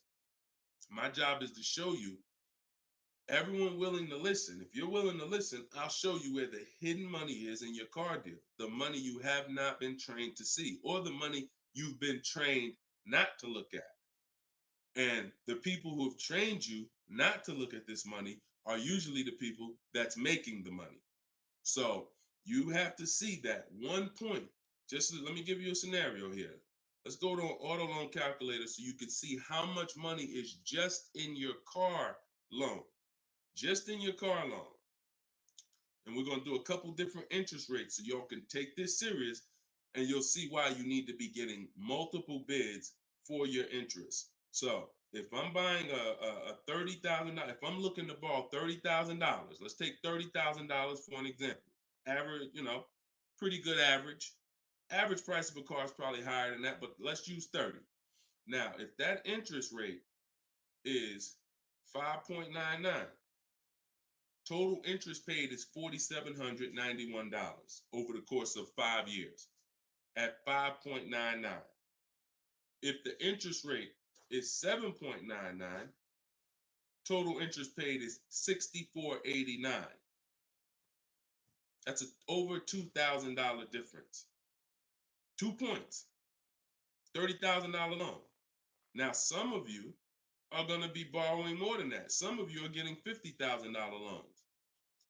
Interest at that same 7.9 on a $50,000 loan is $10,815 over 5 years.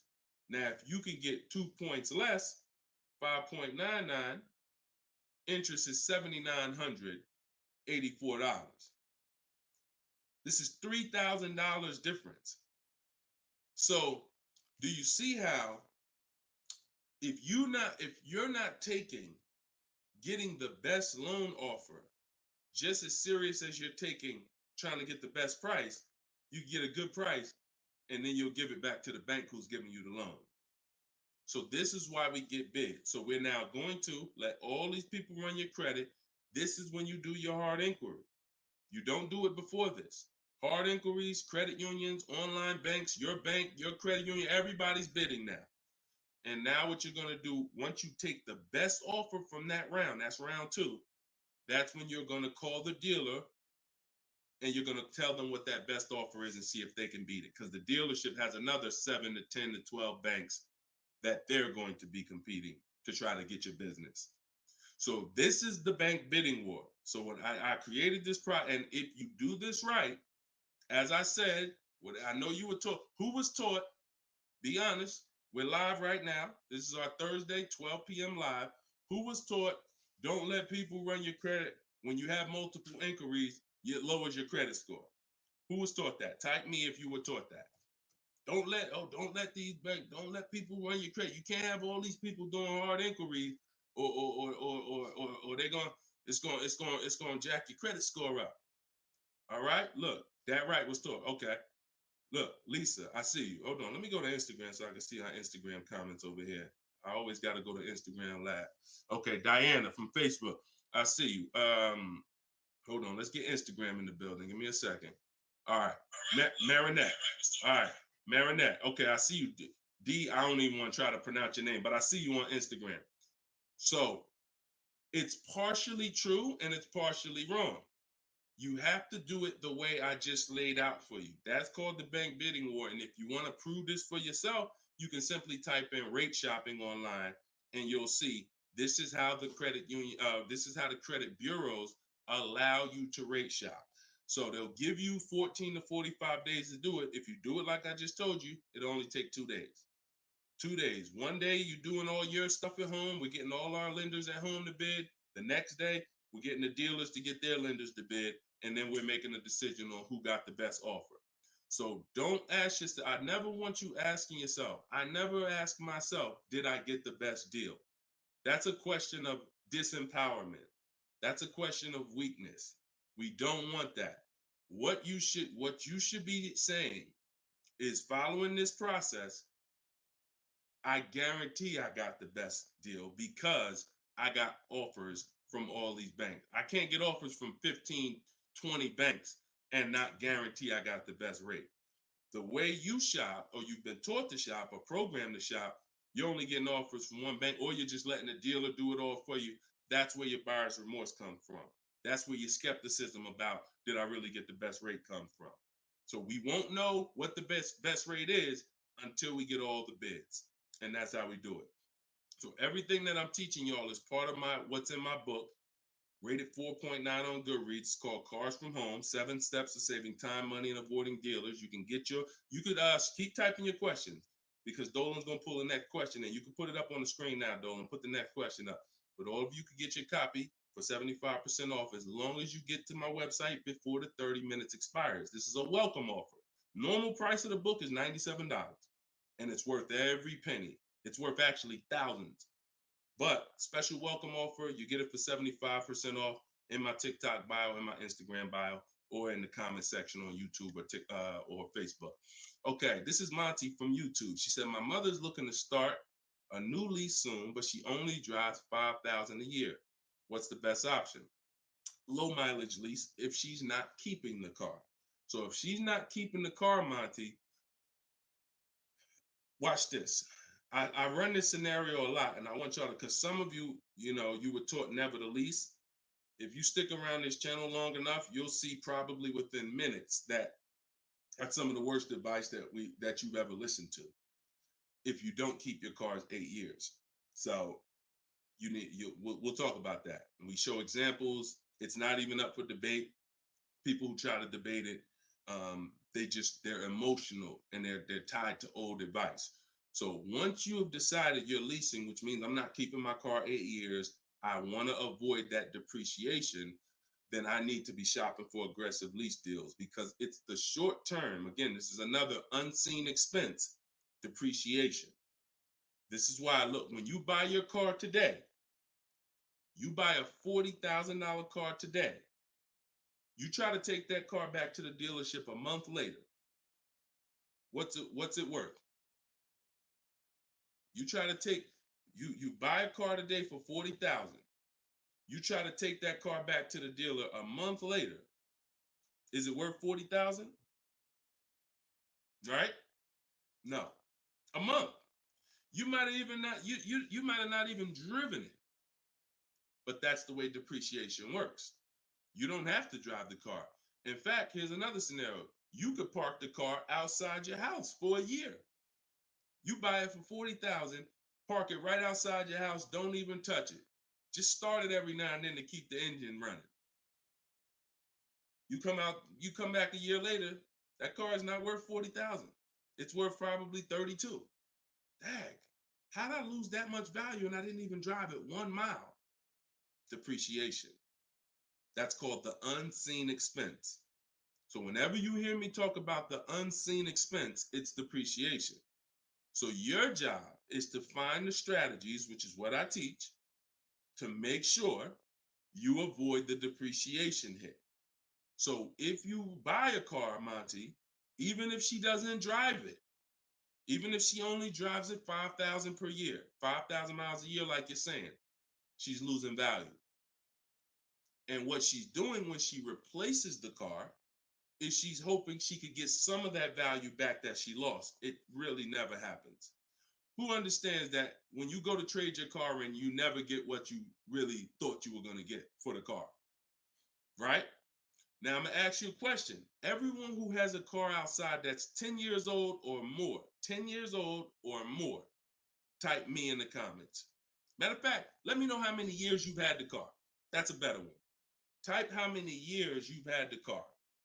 And for those of you who just came to the show, this is our Thursday, 12 p.m. live show. We're actually live right now. This isn't a rebroadcast, although we do rebroadcast these shows throughout the day, all day, so that you can actually catch up, watch the replay. But this is our time. We're live Monday, Tuesday, Thursday, and Friday, 12 p.m. and 3 p.m. Make sure you're here. If you want to engage with us, make sure you're here. If you want to tell your friends, this is the time to be here. Okay, so we got people 11 years. Can Skin on Instagram, 11 years, 13 years. Jessica on YouTube, I see you. 6-year Jeep Wrangler. Well, I wanted to hear from people who are longer. 2018 Sakia. So, all right, 15 Tahoe. Okay, I'm talking about the people who've had a car 10 years or more. One thing about you that listen, are y'all worried about how much you're really going to get for that car? Are you overly worried about it? Most of you are going to say, no, not really. It's worth a couple thousand, but you've used most of the value. You understand that? Look, Big Meek said I got 08 4Runner on TikTok. So we understand when you have kept your car long term, I'm not concerned with resale value much, because my whole goal with having this car was to use up most of the value. So that's what you do if you're a buyer. If you're not going to get to this level, this is what I'm telling you, that you are now losing because the depreciation of your car is the highest in the first 5-6 years. So in order for you to win, you have to keep that car, what I call the 8-year rule, 8 years. That's when the depreciation starts to level out, where you're not losing value like this. And so regardless of how much you're driving, that's not the key. That's not the key. Monty's mom is driving 5,000 miles a year. Who's a high mileage driver driving more than 18,000 miles a year, type HM? I want you to know, I want to cover all the bases for this question here. Oh, what doesn't matter whether you're a high mileage driver, low mileage driver, it has nothing to do with how much you drive, because that's not what's killing you. It's the depreciation based on the time you have owned the vehicle. And if you're not keeping that car 8 years, you should be shopping for aggressive leases. Now, before we go to the next question, I'm going to show y'all an example of why it is impossible. Yes, impossible. No way, shape, form, fashion. You can get a great deal if you purchase, but you should have leased. Okay? Let's use this scenario. Let's use Frina. Let's use Frina as an example. So Zafrina, she picks up, and you can see this date. She's recent. This is just, not too long ago. So Frina gets a $65,000 Jeep Grand Cherokee. She uses my system. You can see she uses the Cars from Home system, where she gets bids, multiple bids. We get at least 5. So don't look at this price and be like, oh, Deshone, that looks incredible. Yeah, that's because we get this through bidding. You get the best price. That's what we do here. So stick around, you'll understand if you're new to the show. But she's paying $579 a month for a $65,000 Jeep Grand Cherokee. Just so we can, let me level this out for y'all. If she pulls up to someone who decided to purchase because they didn't understand leasing, or they was taught never lease, so they're gonna go in, they want that same truck as her. Let's just assume they got a ridiculous, how much is a great discount on this Jeep? I want to use your numbers. Type in the comments, what do you think is a great deal, a great discount? She go in just but don't be realistic though. Somebody walk in, she go in and she looking at this $65,000 Jeep. Somebody's going to purchase it though. What would be, because I want to show y'all that even at the best discount that you could name, realistic though, you're still going to lose if you purchase compared to somebody who leased. Go ahead. Throw some numbers out. What's a big discount? Okay, look. All right. I'm going to make up a number because it's like, okay, 600. No, not a payment. Not a payment. I'm talking about, okay. Aux the Pro said 20%. Now, we already know saving 20% off a new car is pretty much never going to happen, right? We can agree. That's usually never going to happen, 20% off the price. Let's see how much 20% is. So 10% would be $6,500. 20% would be $13,000. So let's say they knock $13,000, an impossible discount. Somehow we do something never been done before. They end up getting this car for $53,000. $53,000. Every $5,000 on a loan is how much per month, y'all? Some of you know, some of you seen my videos, some of you been on the show before. Every $5,000 on a loan is about how much per month? $100. Exactly. So let's do this math now. Continuing to drive this point home that there is no way for you to get a great deal when you purchase, but you should have leased. So the same person who just got this unbelievable, never gonna happen discount of 20% off a brand new car, $53,000, what's their car payment? $53,000, car payment's about $1,050 a month. $1,050 a month for 5 years. Let's just say they take another year on the loan. They say instead of a 5-year loan, let's take a 6-year loan. $900 a month for 6 years. Freena's paying $579. Is that sinking in? Type $ if that's sinking in. that, whoa, you telling me, Deshone, the same price that this person just got, and she got a ridiculous lease on it, she's paying $579 a month, even if a person got an never gonna happen discount. I literally just took what my man here on Instagram threw out, and he knew he was throwing out something crazy by saying 20%. Even with the 20%, payments $500 a month more than Freener got leasing it. Now let's do one more scenario here. One more. See, all of this is what I'm teaching. This is in my book. This is why the book is 4.9. Goodreads.com. Thank you to everybody who's reviewed the book, Cars from Home, 7 Steps to Saving Time, Money, and Avoiding Dealerships. One more scenario. Let's throw a used car in here. So we already looked at Freener's deal, brand new, great lease. Second, brand new, never gonna happen discount. Now let's throw a used one in there. Let's say somebody says, you know what? I'm looking for a hold on, I want to put that back up, Dolan. Let's keep that up because we're talking about this scenario. So please put Freener's deal back up on the screen, Dolan. Matter of fact, here I got it right in front of me. All right. So we got third scenario here. Somebody now is saying, all right, I'm gonna find that truck used though. So instead of 65, good price on a used one. Let's say we find one that's like 40% off, 3 years old. Again, I'm using extremes to show y'all. So some of you are like, Deshone, if you're using extremes and it's this different, dang, I've been overpaying by not understanding leasing. Yep. I wish I had Dave Ramsey here. I wish we could get Dave Ramsey on the show. You know, I wish he was in the audience. I wish him, you know, because unfortunately, look, shout out to Dave. I know he has the right heart, the right intentions, but he has the wrong information. He's what I call confidently incorrect. That means dangerous. You're dangerous. When you're confident and incorrect, you're dangerous to yourself and others. So now, used car, somebody gets this car, they knock 40% off the price, and they get one for like $40,000. $65,000 truck.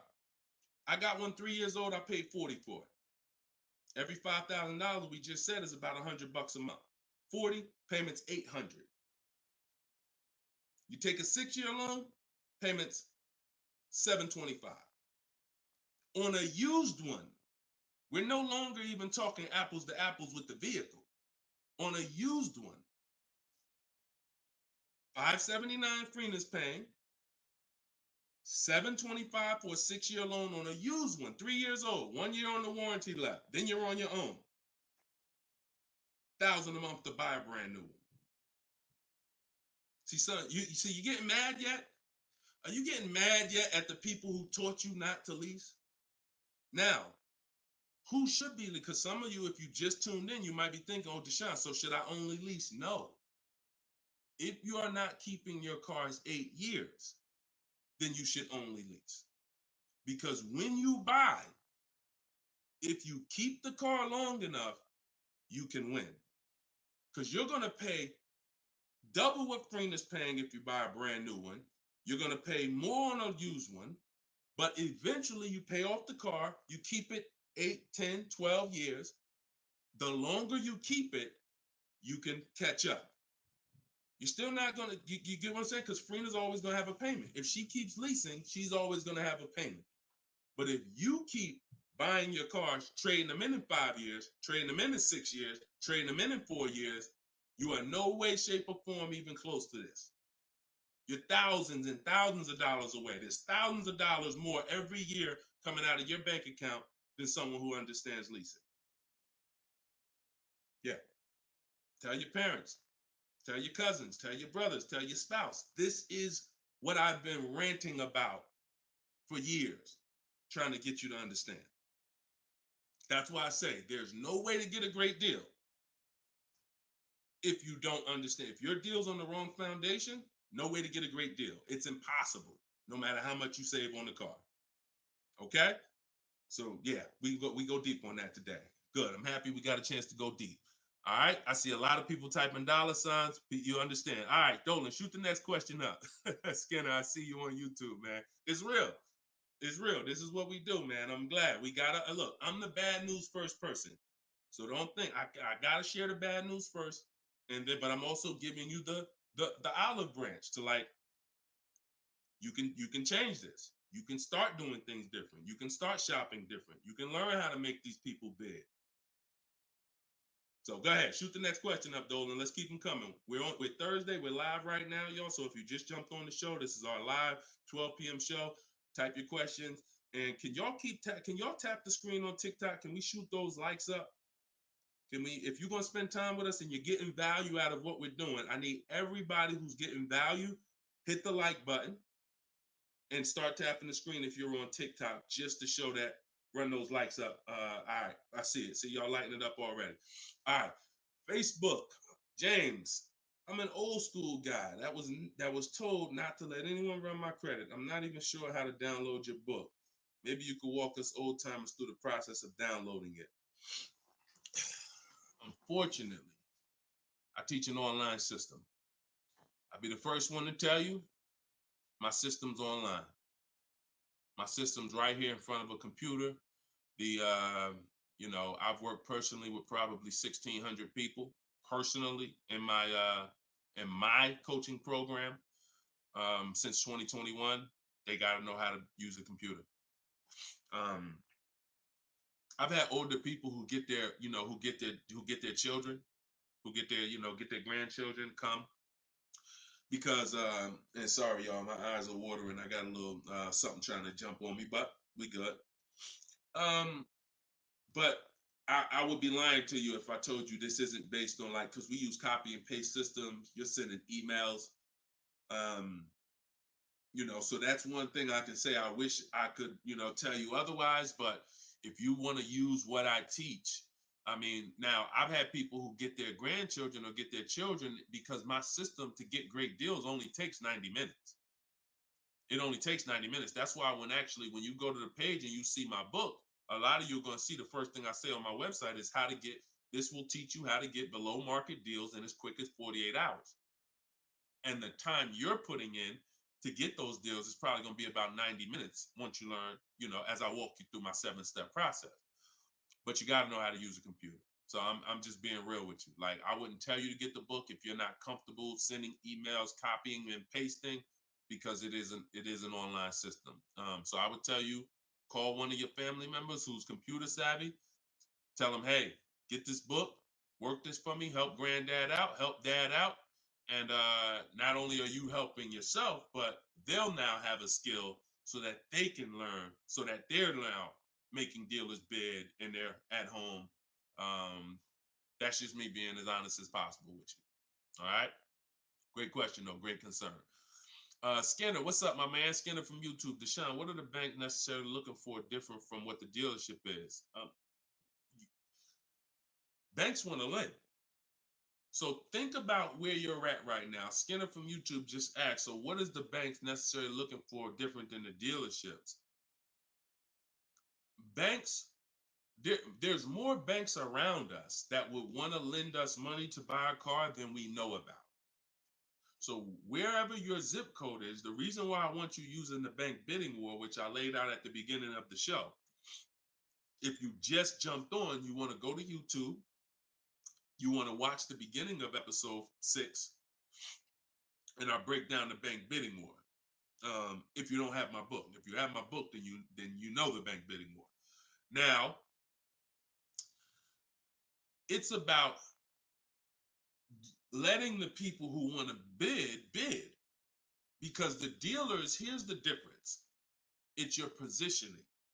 When a dealer knows you don't have any leverage, you haven't shopped bank offers, you're basically waiting for them to tell you what their bank said.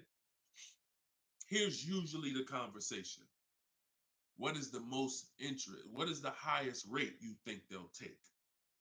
What is the highest rate that we can actually get them?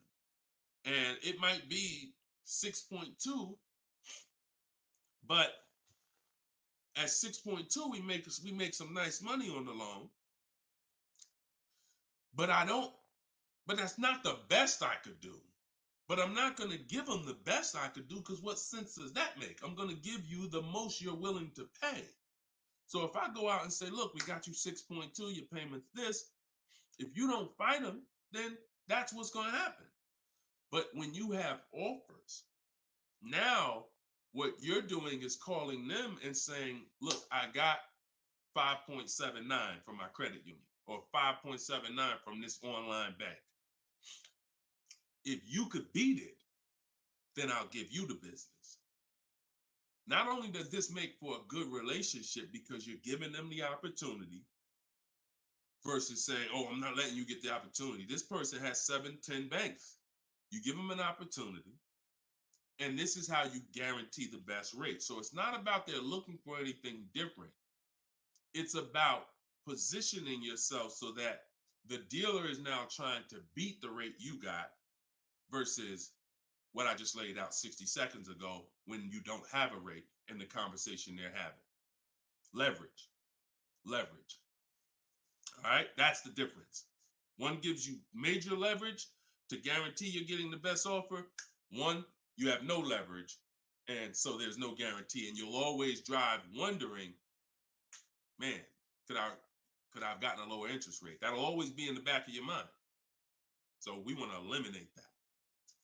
All right, great question, Skinner. Go ahead, Dolan. Next one. I don't see too many questions coming in on Instagram. Where y'all at with your questions today? We getting questions from TikTok. I see a lot of them. Let's go. Oh, there's one. Okay, Body by Michelle. When buying a luxury car with cash, when should I let the salesperson know? Okay. The process of what we teach doesn't change doesn't matter what you're buying. We've had people get Maseratis, get high performance BMWs. I know this works because bidding just works. So first thing you have to do, Michelle, is realize I need to get at least 5 offers, because we're so concerned with how we're going to pay for the car that we're not thinking about which dealer is going to sell us the car for the lowest amount. Now, some of you may have been taught every dealer has the same price. I got this clue when people started saying things like Nissan doesn't have good deals.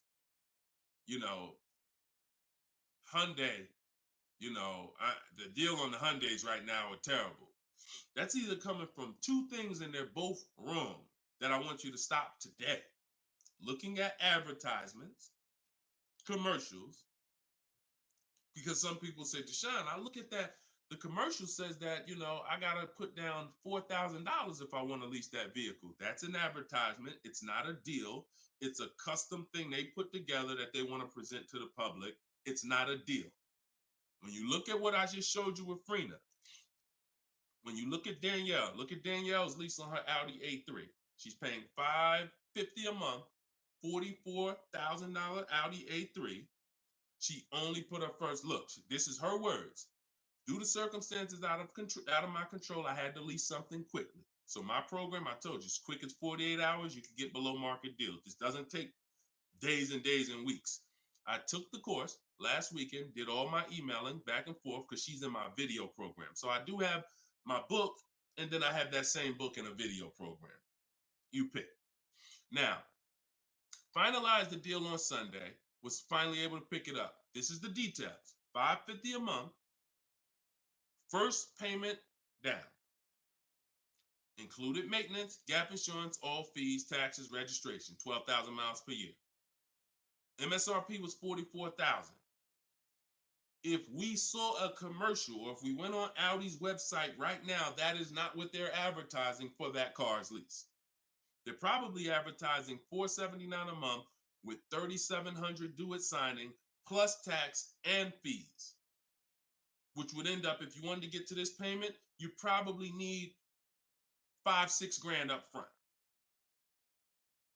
That, I'm telling you, stop looking at commercials. Those are not deals. We don't look at commercials to dictate what the deal's going to be. Nothing that I'm ever going to show y'all that people are learning from me is ever going to match a commercial. Second thing that people might be looking at when it comes to what they deem they can get for a car is going into one dealer. That's it. Going to one dealer. What's the price? Oh, wow, that seemed high. That's higher than I thought it was going to be. And leaving saying, oh, man, Nissan don't got no good deals this month. No, that Nissan dealer doesn't have good deals. And again, you have no leverage. So the first thing I want you to think about, Michelle, is changing the way you shop so that you can forget about how you're going to pay for the vehicle. First paramount thing is to make sure that I'm getting 5 offers, because we've done the statistics. I got people all around the country shopping that report to me. 80% of dealers are overpriced. I'm telling you numbers that I don't want you to ever forget. 80%. That means out of 100 dealers, 80 are overpriced. 20 are the great prices. So you're not going to walk into a dealer and get a great price, because you have more of a shot of walking into an 80% dealer than you do a 20%. So you stay at home. You could do it my way, which is in my book, totally online. You use my scripts, use my templates, they're copy and paste. Or if you want to do it your way, you can call around and get several quotes. But you need to get at least 5, because you're going to be amazed how different the quotes are. One dealer's charging $550, another dealer's charging this, another dealer's charging this. Hey, that's a $5,000 difference. That's the way it should be. That's the way it should be. Okay? So that's what you focus on, Michelle. Forget it. If you're going to pay cash, keep that in the background. People walk into a dealership all the time. You see it on internet. They make videos about it. Oh, I'm walking in, man, about to get this Lamborghini. Yeah, I want that black one right there. Boom. All right, write him up. Let's get him out of here as fast as possible before he realizes what he needs to ask. Okay, and he don't want to look like he's negotiating. You're going to overpay all the time.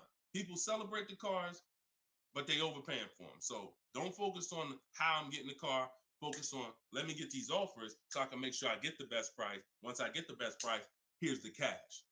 Okay? Great question. Shoot the next one up, Dolan. We're live, y'all. This is our Thursday, 12 p.m. show. We'll be live for about an hour. So we're going to try to get through as many questions as possible, but I don't like to give short answers. And for those of you who like Deshone, I want all the answers in one spot. That's in my new book. It's a digital book. It's called Cars from Home, 7 Steps to Saving Time, Money, and Avoiding Dealers. And you can get yours, have everything I teach in one spot. If you get the 75% off price, it's $24. It'll be in your inbox in 5 minutes. You can get it in my TikTok bio. You can get it in my Instagram bio, or on Facebook, YouTube. We got a link in the comment section for you that you can get your copy at 75% off. But it's only for 30 minutes. Once the timer expires, it does go back up to the $97 price. Okay, YouTube. Hanako. Sorry, hold on. Eyeswater, I'm sorry. All right, YouTube, Hanako. What if you guess incorrectly on what your yearly mileage will be for a lease? Can you renegotiate your lease if you will go over the mileage? So some brands will let you buy mileage before the lease ends. So you can buy them, but I think BMW has it where you can buy the mileage for like 15 cents, but you can't be within like the last 3 months or last 6 months, something like that. So everybody, if you do have that option, you want to call your leasing company and you want to see. I teach to estimate your miles. Like I have a chapter in my book. It's not even a chapter. It's like a little section called Choose Your Mileage Wisely, where we walk you through the math. Now, sometimes lifestyle changes. You were working 10 miles from home. Now you're working 30 miles from home. That's understandable. What I like to do is we always do an equity assessment. Who has a lease, but you didn't know you could sell leases? Type a question mark. If you did not know that you could sell a lease, I want you to type a question mark in the comments, because you need to get familiar, and every one of you who are going to be replacing your cars, whether you own it, lease it, anything, you need to get familiar with what we call an equity assessment. Yep, I see a lot of you. So a ton of you have leased cars and you didn't know that you can sell leases. So imagine how much that's cost you so far. Again, I'm the bad news first person. If you dropped off a car without seeing if there was any equity, then you certainly, I mean, there's no guarantee, especially, but if you dropped off a car 2020, 2021, 2022, oh, you most certainly, there's a good chance you had equity because everyone did. And it was to the tune of, 5,000, 7,000, 10,000. If you had a truck, some of these trucks, $10,000, $12,000 checks people were getting. Now those big checks are over because that was a limited inventory thing where resale values were so high. Almost everyone had equity. But you need to make sure you're not leaving 1,000, 2,000, 3,000 on the table in this market. In a normal market, we always do an equity assessment. So if you're going over your miles, you want to do an equity assessment to see if you can sell it. Because if you sell it, you're out of it, and you can just go lease a new vehicle. But so the equity assessment is you call your bank, you get your payoff. You go, once you have your payoff, you want to ask them. It's only for leases.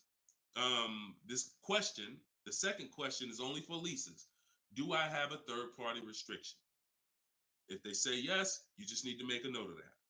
If you don't have a third-party restriction, and there's several brands that don't, Chase, Toyota, Mazda, there's still a couple leases out there that don't have third-party restrictions, then you're going to go and you can sell to any of the online bidders, highest bidders.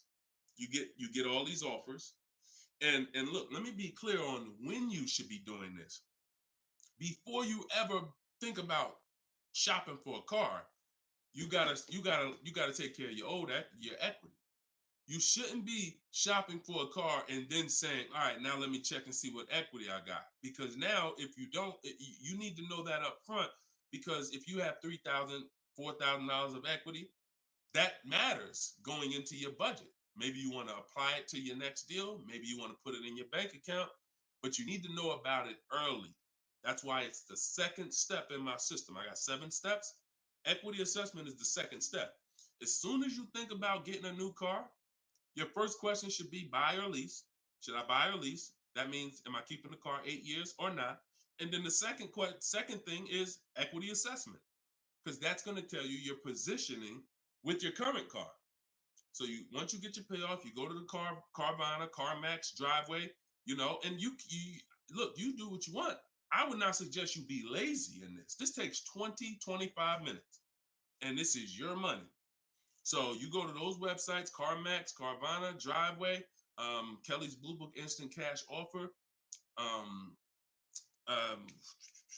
hold on, Auto Nation Sell My Car, and Car Google Sell My Car. 6 offers, 6 cash offers, and that's going to tell you your equity position. That's once you know that, because some of you are going to do that and find out you got negative equity. Now you have to plan accordingly. Some of you are going to do that and find out you got 4,000 of equity. Now you got to plan accordingly. Some of you in leases are going to do that and find out you have no equity, in which case, okay, I just need to wait until my lease is up. I can't get out early. But so the equity assessment tells you how you can move to the next step. Okay?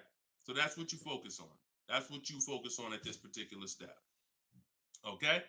Go ahead, shoot the next question up, Dolan. All right, we're getting a lot more. I'm gonna try to go faster, but go ahead, shoot the next one up, Dolan.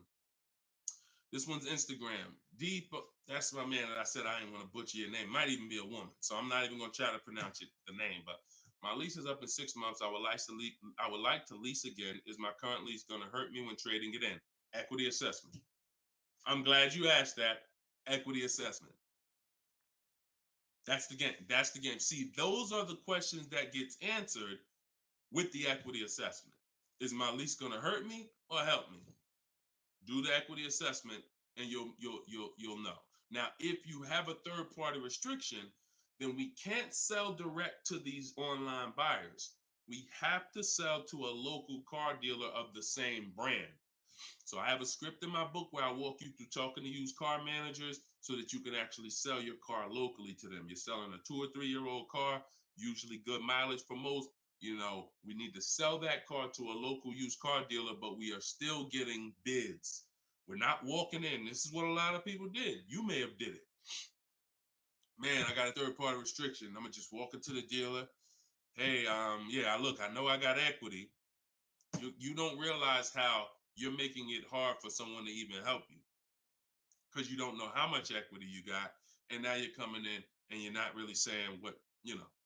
When you're at home and you're talking to managers, you're talking to people and getting offers for that car, you can speak intelligently. And we only talk to used car managers in those cases. But that's only if you have a third party restriction, because some people, another thing they were doing is buying their cars and then turning around and reselling them. Reason I never do that is because, and nobody who's listened to me, even throughout the pandemic, I don't think we had one person do that, is because when you buy, you pay taxes, you pay fees. So yeah, if I had 5,000 in equity and then I buy the car and resell it and then I pay 4,000 in taxes and fees, by the time the title gets to me and all of that, I might break even. When we sell direct to a used car manager, a local dealership, we don't pay those fees. So although they might not pay, they're not going to pay as much as CarMax, Driveway, and any of these online bidders, we still get offers from them because we don't have to. They're not going to pay those fees. We're not. Those fees aren't going to come out of our profit. Okay. Equity assessment. Again, D. I'm gonna just call you D. Go ahead. Next question, Dolan. Exactly. Exactly. Auto advisor. Equity assessment. How'd you come up with the auto advisor? That's so funny. I'm just not used to seeing, I'm not used to seeing anything that says the auto advisor unless it's there's a lot of Deshone the Auto Advisor accounts going around inboxing people to buy crypto. I don't do anything but car education. So if it ain't about cars from home, my book, if it ain't about cars from home, my video library, it ain't about my coaching program, then it is not me. Stephanie from TikTok. So you can ask any lender, even if they don't work with them directly at the dealership? Absolutely. These people lend money. They don't care about selling you a car. People that lend money want to give you a loan. Good question. Absolutely. Go ahead. Shoot the next one up, Dola. All right. Everybody getting value out of the show so far? Type dollar signs. Let me see the dollar signs. If you're enjoying and you're getting value out of this show, just by the way, for those of you who just came, this is live. This is our Thursday live show. We rebroadcast these shows throughout the day, so that everyone can rewatch them. So you might see a rebroadcast, but Monday, Tuesday, Thursday, and Friday, 12 p.m. and 3 p.m. is when we're actually live. So when your coworkers, your family is talking about car shop, you want them here 12 p.m., 3 p.m. We're actually live Monday, Tuesday, Thursday, and Friday, Eastern time. All right. This one's from Instagram. How do you get a great lease deal? Bids. It's the only way. Because all right, so I'm gonna give you an example of how not getting bids will actually deceive you, and you could possibly think you got a great lease deal. So this is Charles. He got a Palisade. Palisade's probably one of the top 5. Definitely throughout the pandemic, it was probably top 5 most popular, SUVs. People were overpaying, and I don't want to, I don't, you might have one, and unfortunately, a lot of people overpaid for these, and they're still overpaying for them. So he reached out to 3,500 dealers. Now he used my system. So this probably took him about 25 minutes. I have something in my book. My strategy is called the 25 to 5. What that is we're connecting with 25 dealers online. And our goal is to get 5 offers. Because if you want to show earlier, I told you 80% of dealers are overpriced. So we're going to get 5 offers, and they're going to be about $150 to $200 apart minimum. Your best offer when you get bids is going to be about $150 per month to $200 a month cheaper. Now, if you're purchasing, hold on.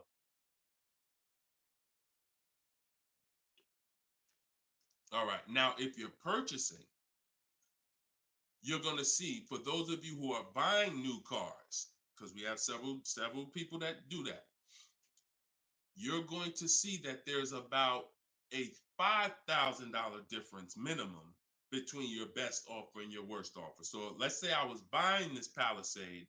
When I get my bids, my best offer to my worst offer is going to be close to $5,000 difference.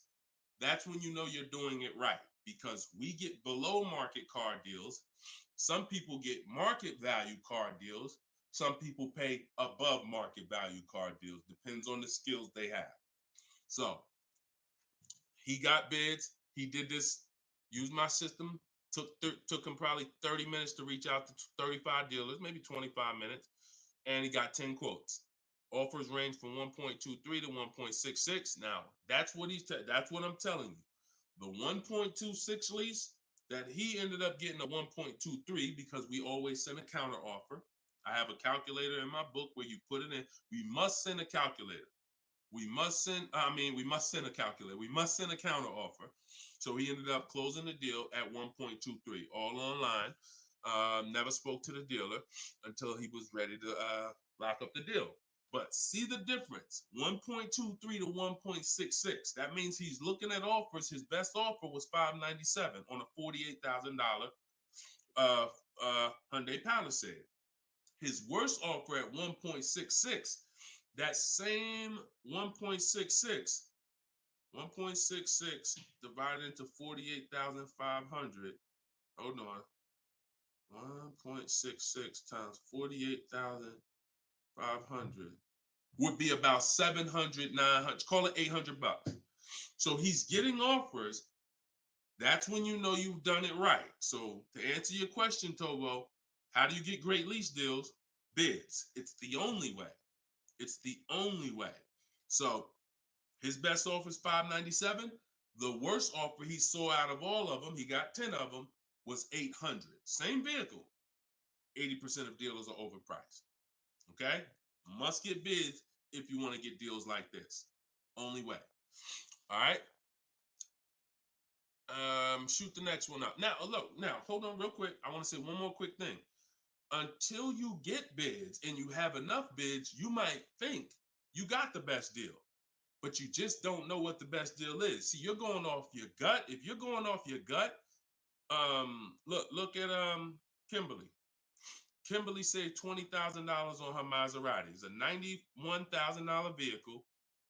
She posted, it was the one she ended up getting was 91 because a dealer near her ended up beating this offer she had, but it was an $86,961 Maserati. They offered it to her for $66,261. So they're taking 20 grand off. But she had offers that were 10 grand off. She had offers that was 12 grand and 8 grand. And if she would have tried to assume, well, dang, 8,000, that feels good. I mean, shoot, brand new Maserati, taking 8,000 off. That gotta be a deal. See how much money she would have left on the table? See how much money she would have left on the table? So we cannot assume. We get multiple offers. We look at the lowest one. That's how we guarantee. All right? Go ahead. Shoot the next one up, Dolan. Great questions today. Great questions. Let's go. All right. We emo on YouTube. I test drove an MD. I'm test driving an MDX soon. Okay. I test drove an MDX as soon as we finished. They tried to get me to run my credit. I told them I'm shopping dealerships, didn't like it, so the manager came in the office and tried it. No again. 100%. You look, y'all. If you don't have a plan, you're under someone else's plan. You follow me? I'm gonna say that again. If you got a light bulb emoji, type a light bulb emoji, type a gem emoji. Remember this. If anytime you don't have a plan, you will be subject to someone who has a plan. And there's nobody that has a plan like car salespeople. We know what we're doing. We are not trained in much. We're not trained in finance like we should be. We're not trained in buying versus leasing like we should be. We're not trained in resale values like we should be. We're not trained in insurance products like we should be. There's more insurances to consider with a car than there is a house. Kid you not. Extended warranty, that's an insurance policy. You might use it, you might not. Tire and wheel, that's an insurance policy. Gap insurance. You have auto insurance. There's multiple insurances that you need to consider in this business, when you're buying a car, when you're leasing a car. We're not trained in none of that like we should be. But what we are trained in is how to make sure we have enough information to sell you what we want to sell you. And so if you don't have, and the people with the least integrity, they are certainly going to try to pin you down with the credit check. Can't give you a credit. I can't give you a quote without your credit. Come in. I need you to be here. When can you come? First question they ask, you all right? Who's getting phone calls from dealers right now? Raise your hand and type me if you're getting phone calls from dealers right now for any reason. Bring your car in early. Hey, your lease is almost up. Hey, I saw that we can get you in a new car. We can keep your payment the same. Look, nobody's business. If you're getting phone calls from dealers right now, type me in the comment. Look, Skinner said they're blowing me up. So understand the reason why they're doing that is because they want to pin you down. It's just come on in. When can you come in? When I can come in, I get you to talk. Numbers in here, it means you're pinned down. You cannot do this. You're losing all your leverage. So that's why I'm telling you, you're going to shop with a plan if you're following what I'm telling you, if you're following what I teach. Some of you have my book already. Shout out to those who have my book. We're rated 4.9 on Goodreads.com. Appreciate everybody who's reviewed the book. You can get yours for 75% off. It's normally $97, but in my TikTok bio, 30 minutes only, you can get it for 75% off. Instagram bio is $24 if you get the deal in the comment section. But you must have a plan because they have a plan and you don't know who you're dealing with. So that's all I can tell you. But I'm glad you stuck to the guns. Even under the pressure, you didn't let them run your credit. You stuck to the guns. Way to go. All right, go ahead, Dolan. This one's from TikTok. Better to buy used or new? Planning to keep longer than 8 years. Thank you for all that information. Let me know you understand the 8-year rule. I appreciate you.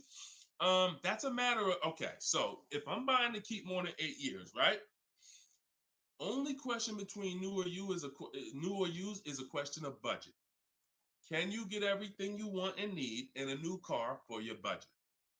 Once you get all your bids, can you get all those bids? Is the best bid that's going to win your business on a new car in your budget comfortably, then get a new car. But now some of you can't afford a new car that covers all your needs. Needs are the most important thing you need to think about. You need to know the difference between wants and needs. Needs is, I got 3 children, I need a third row. Need is, I drive on the highway a lot. I need a car that has good acceleration. That's needs. Needs are things where if you don't get them, you're not going to like the car, you're going to trade it in because it's not doing the basic things you need it to do. That's needs.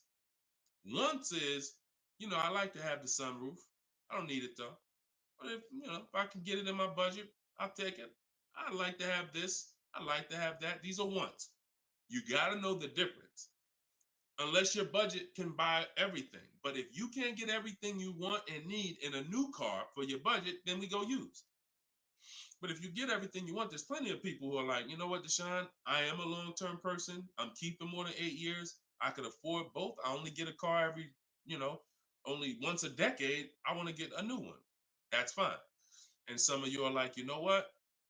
I really want to go with even more value. So I'm gonna look to get a pre-owned one, not 30% off the price, 20% off the price, 40% off the price. That's fine too. There's no right or wrong there. Just go through it and pick the one that works for you. Great question. Okay. And now I haven't told, while you putting the next question up, Dolan, my process for shopping for new cars and leases is totally different than the process we teach on shopping for used cars. It's entirely different. One is called the 25 to 5, where we're reaching out to 25 dealers online, connecting with them, looking to get 5 offers. The other one is the multiple marketplace strategy, where we're on all the online marketplaces where used cars are, and we're narrowing down. We're looking at the used car market, the low prices. We're turning on alerts on our phone so we get notified whenever there's a new car that pops up. Totally different process. Both are online. But with a used car, we cannot do 100% of our transaction online. Sometimes with new cars, we've had people who never left their house. They just went to test drive the car and everything was done online and the dealer delivered the car to them. That's fine because it's a new car. No one drove it.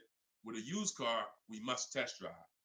So we can only do about 90% of our process with used cars online. 10% has to be in the dealer. Okay. Miss Dollface on Instagram. When is the best time of the month to purchase a car? There is no best time. And I'm gonna tell you why. I know you pile. What's the time that you've been taught? I want to hear from you. Like, go to your keyboard right now. What is the time that you've been taught is best during the month to buy a car? And we got a bunch of people on here, a bunch of different people. Tell me the time that you've been taught is the best time to buy. And then I'm going to tell you why that's not the best time. Right? And I know what everybody's going to say. We all going to say the same thing because we were all taught. Well, now I can't say we, because I was in the business. Exactly, HBD, end of the month. Cherie said November. Tothy on Instagram, end of the month. Look, Skinner, around the holidays. So your answer, Skinner, was about the same as Sharice. November, coming into the holidays. Now, I want you to picture any other business because what I'm trying to get you to see is that you are taught, programmed to shop for cars different than you shop for everything else in life. Everything else in life, because if you had a business where every single time at the end of the month, just dozens and dozens of people just came into your store because that's what the marketing did. Are you more, and let's really use some real terms here. Are you more desperate to sell something when the store is packed? Or are you more desperate to sell something when the store is empty? See, I want to tell you a story. If I could get you to continue to keep these stories in mind, it'll answer your questions. Now, obviously, everything's in my book. Some of you have my book and you understand all of this is laid out for you. But even as you're listening, I want you to grasp concepts that you're going to see.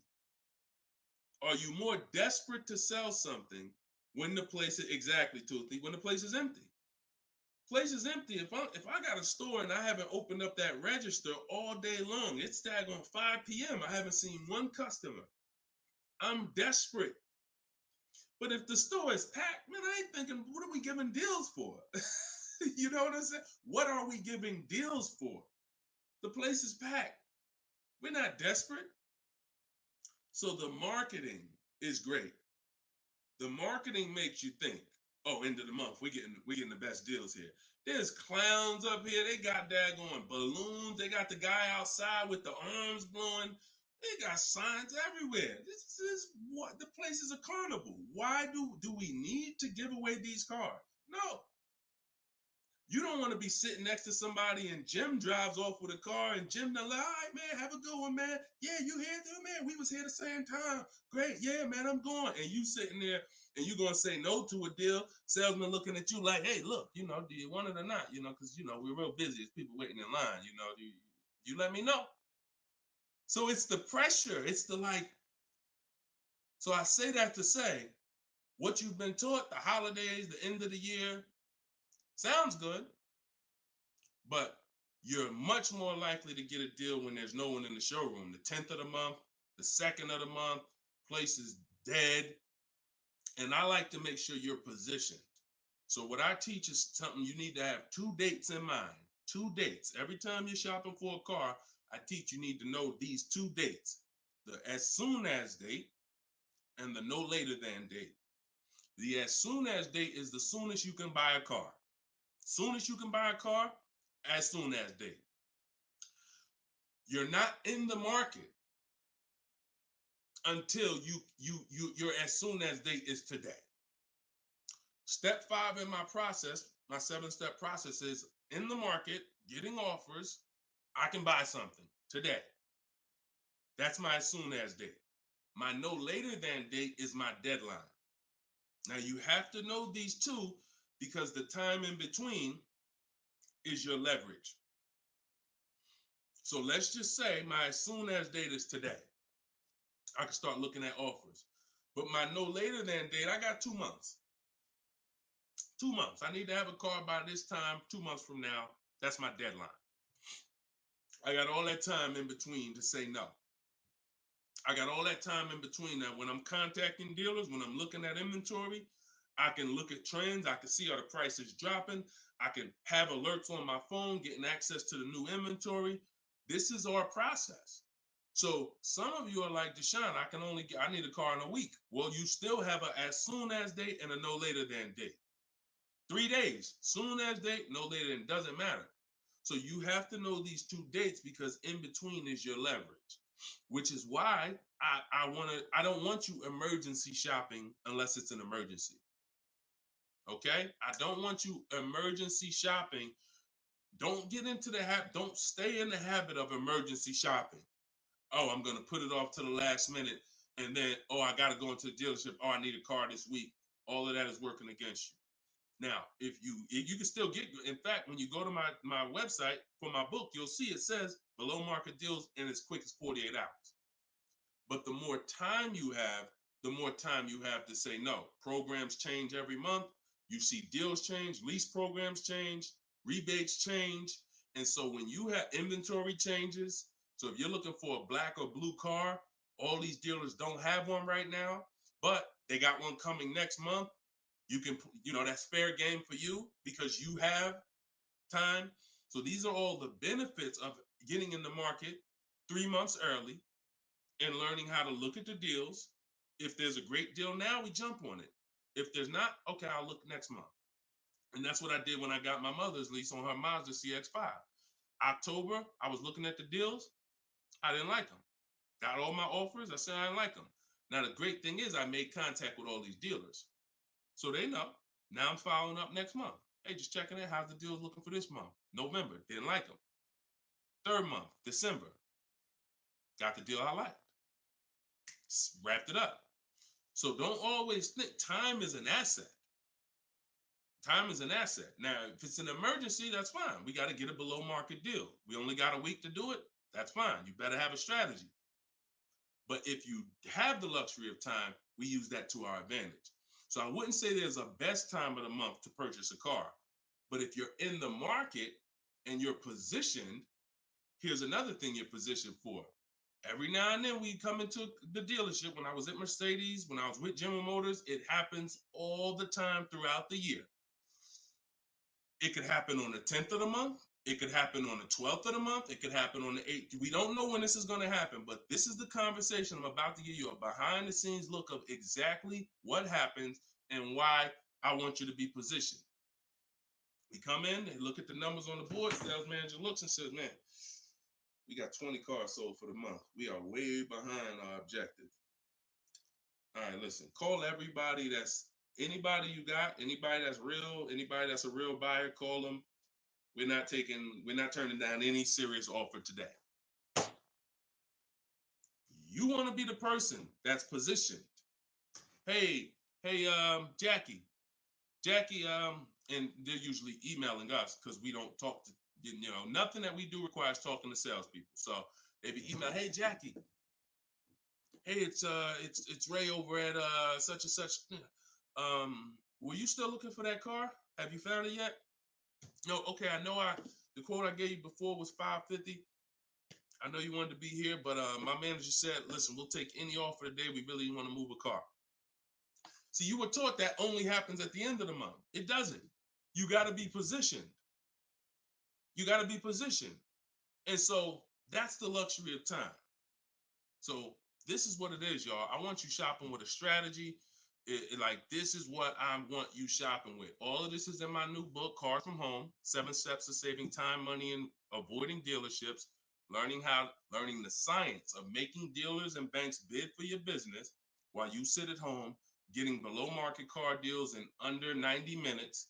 And you can get your copy for 75% off in my TikTok bio, in my Instagram bio, or you can click in the comment section on YouTube and Facebook. We got a comment pinned for you guys. Or if you're watching us on TV, you can scan that QR code with your phone. Get your copy, use it, use everything in it. I walk you through everything in there. Leasing is in there step by step. Purchasing new cars in there step by step. Purchasing used cars step by step. High mileage drivers, I got 2 strategies for you. If you're a short-term high mileage driver, everything's in there step by step. If you have credit issues, I walk you through step by step. So get your copy. We are back live for episode 7 at 3 p.m. And like I said, this is not a rebroadcast. We do these live shows Monday, Tuesday, Thursday, and Friday, 12 p.m. and 3 p.m. So we'll be back for our next segment in a little bit if you want to join us. If not, tell your friends about us, and we look forward to it. We always look forward to the people who are ready to change their life, empower themselves, stop shopping like desperate victims, begging people to help you, begging people to give you a car, begging people to help you. Please, can I get no money down? Going in with wrong information. Down payments are illegal. All of this stuff that is just totally terrible. It's no other way to put it. It's just terrible. I want y'all shopping different. I want you empowered. I want you in control. I want you leaving a dealership guaranteeing I got the best price. Sending me email, Deshone, look at this deal I just got. I got all these offers. Look at this used car I just got. I got 40% off the brand new price. That's what I want you emailing me. Empowered, and that's what we're going to get to. God bless y'all. I'll see y'all on the next segment. Shout out to everybody that joined.